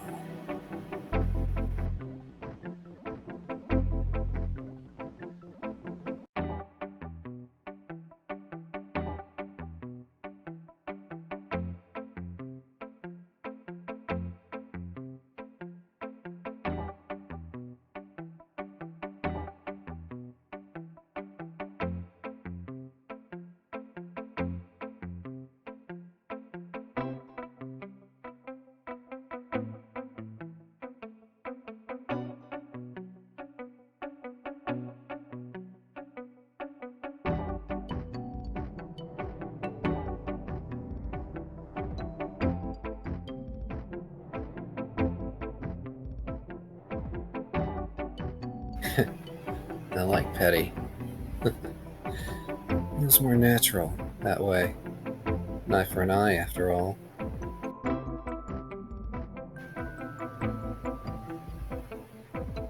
Yeah, well, an eye won't cut it. They wanted to kill me dead. And I plan to return the favor.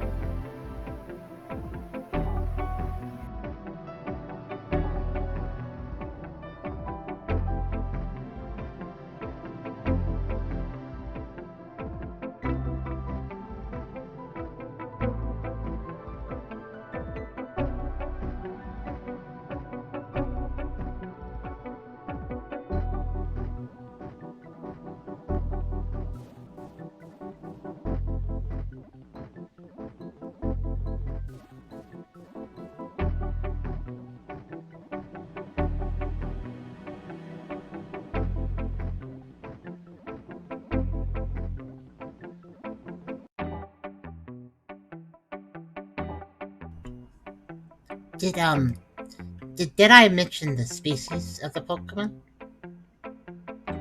Nope. I was curious. I wasn't sure if I missed that. You don't hear me objecting, Brooke says. It's gonna hurt anyway. I care about and get away with it. Ah, so you care now. They raise their irises, grinning oddly cheekily up at Brooke. Save your caring for after we survive. After all, I'll be half useless against a Nidoking. And that's where we're going to end it. Oh, I see.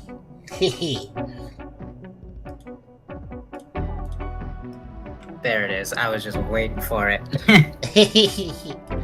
It's son of a bitch. So everybody get your 2 XP for the session, please. 35. I think I was saving up to 40. Alright, and I'll do the customary. Tubby, did you get your XP? I have not. Just gotta make sure you don't miss that. It's very important. Yep, it's good stuff. Good stuff. So if I just use water gun really hard enough times, can I teach myself Hydro Pump? Can you learn Hydro Pump? Yes, you can! Hydro Pump is just water gun, but you limber your throat up. It can, pick your blast. You can buy that with XP. Yeah. Logic is sound. How much is it? It is 70. That's a very expensive one. In fact, it's the most expensive you can buy. To play devil's advocate, I did say in my campaign that players can learn extreme speed by using quick attack fast enough. You can afford to. You're halfway there. Whatever. This will take 3 years. Maybe I am trying to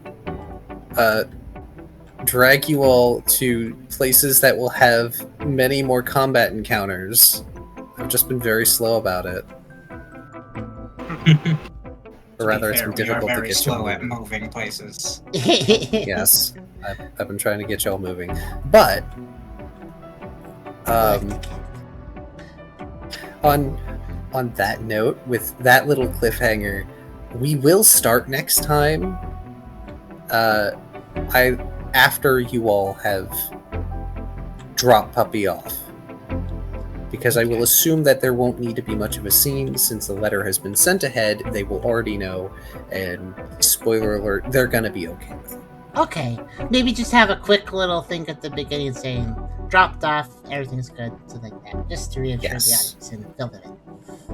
And if you really want to go detailed, you can write a glimpse or a little RP about it. I could, that sounds like something that might be glimpse worthy. Yes, we could always write a little thing about that. I'll think about it. I wanted us to end off on Deadeye finally getting to have that little conversation with Brooke. Mm-hmm.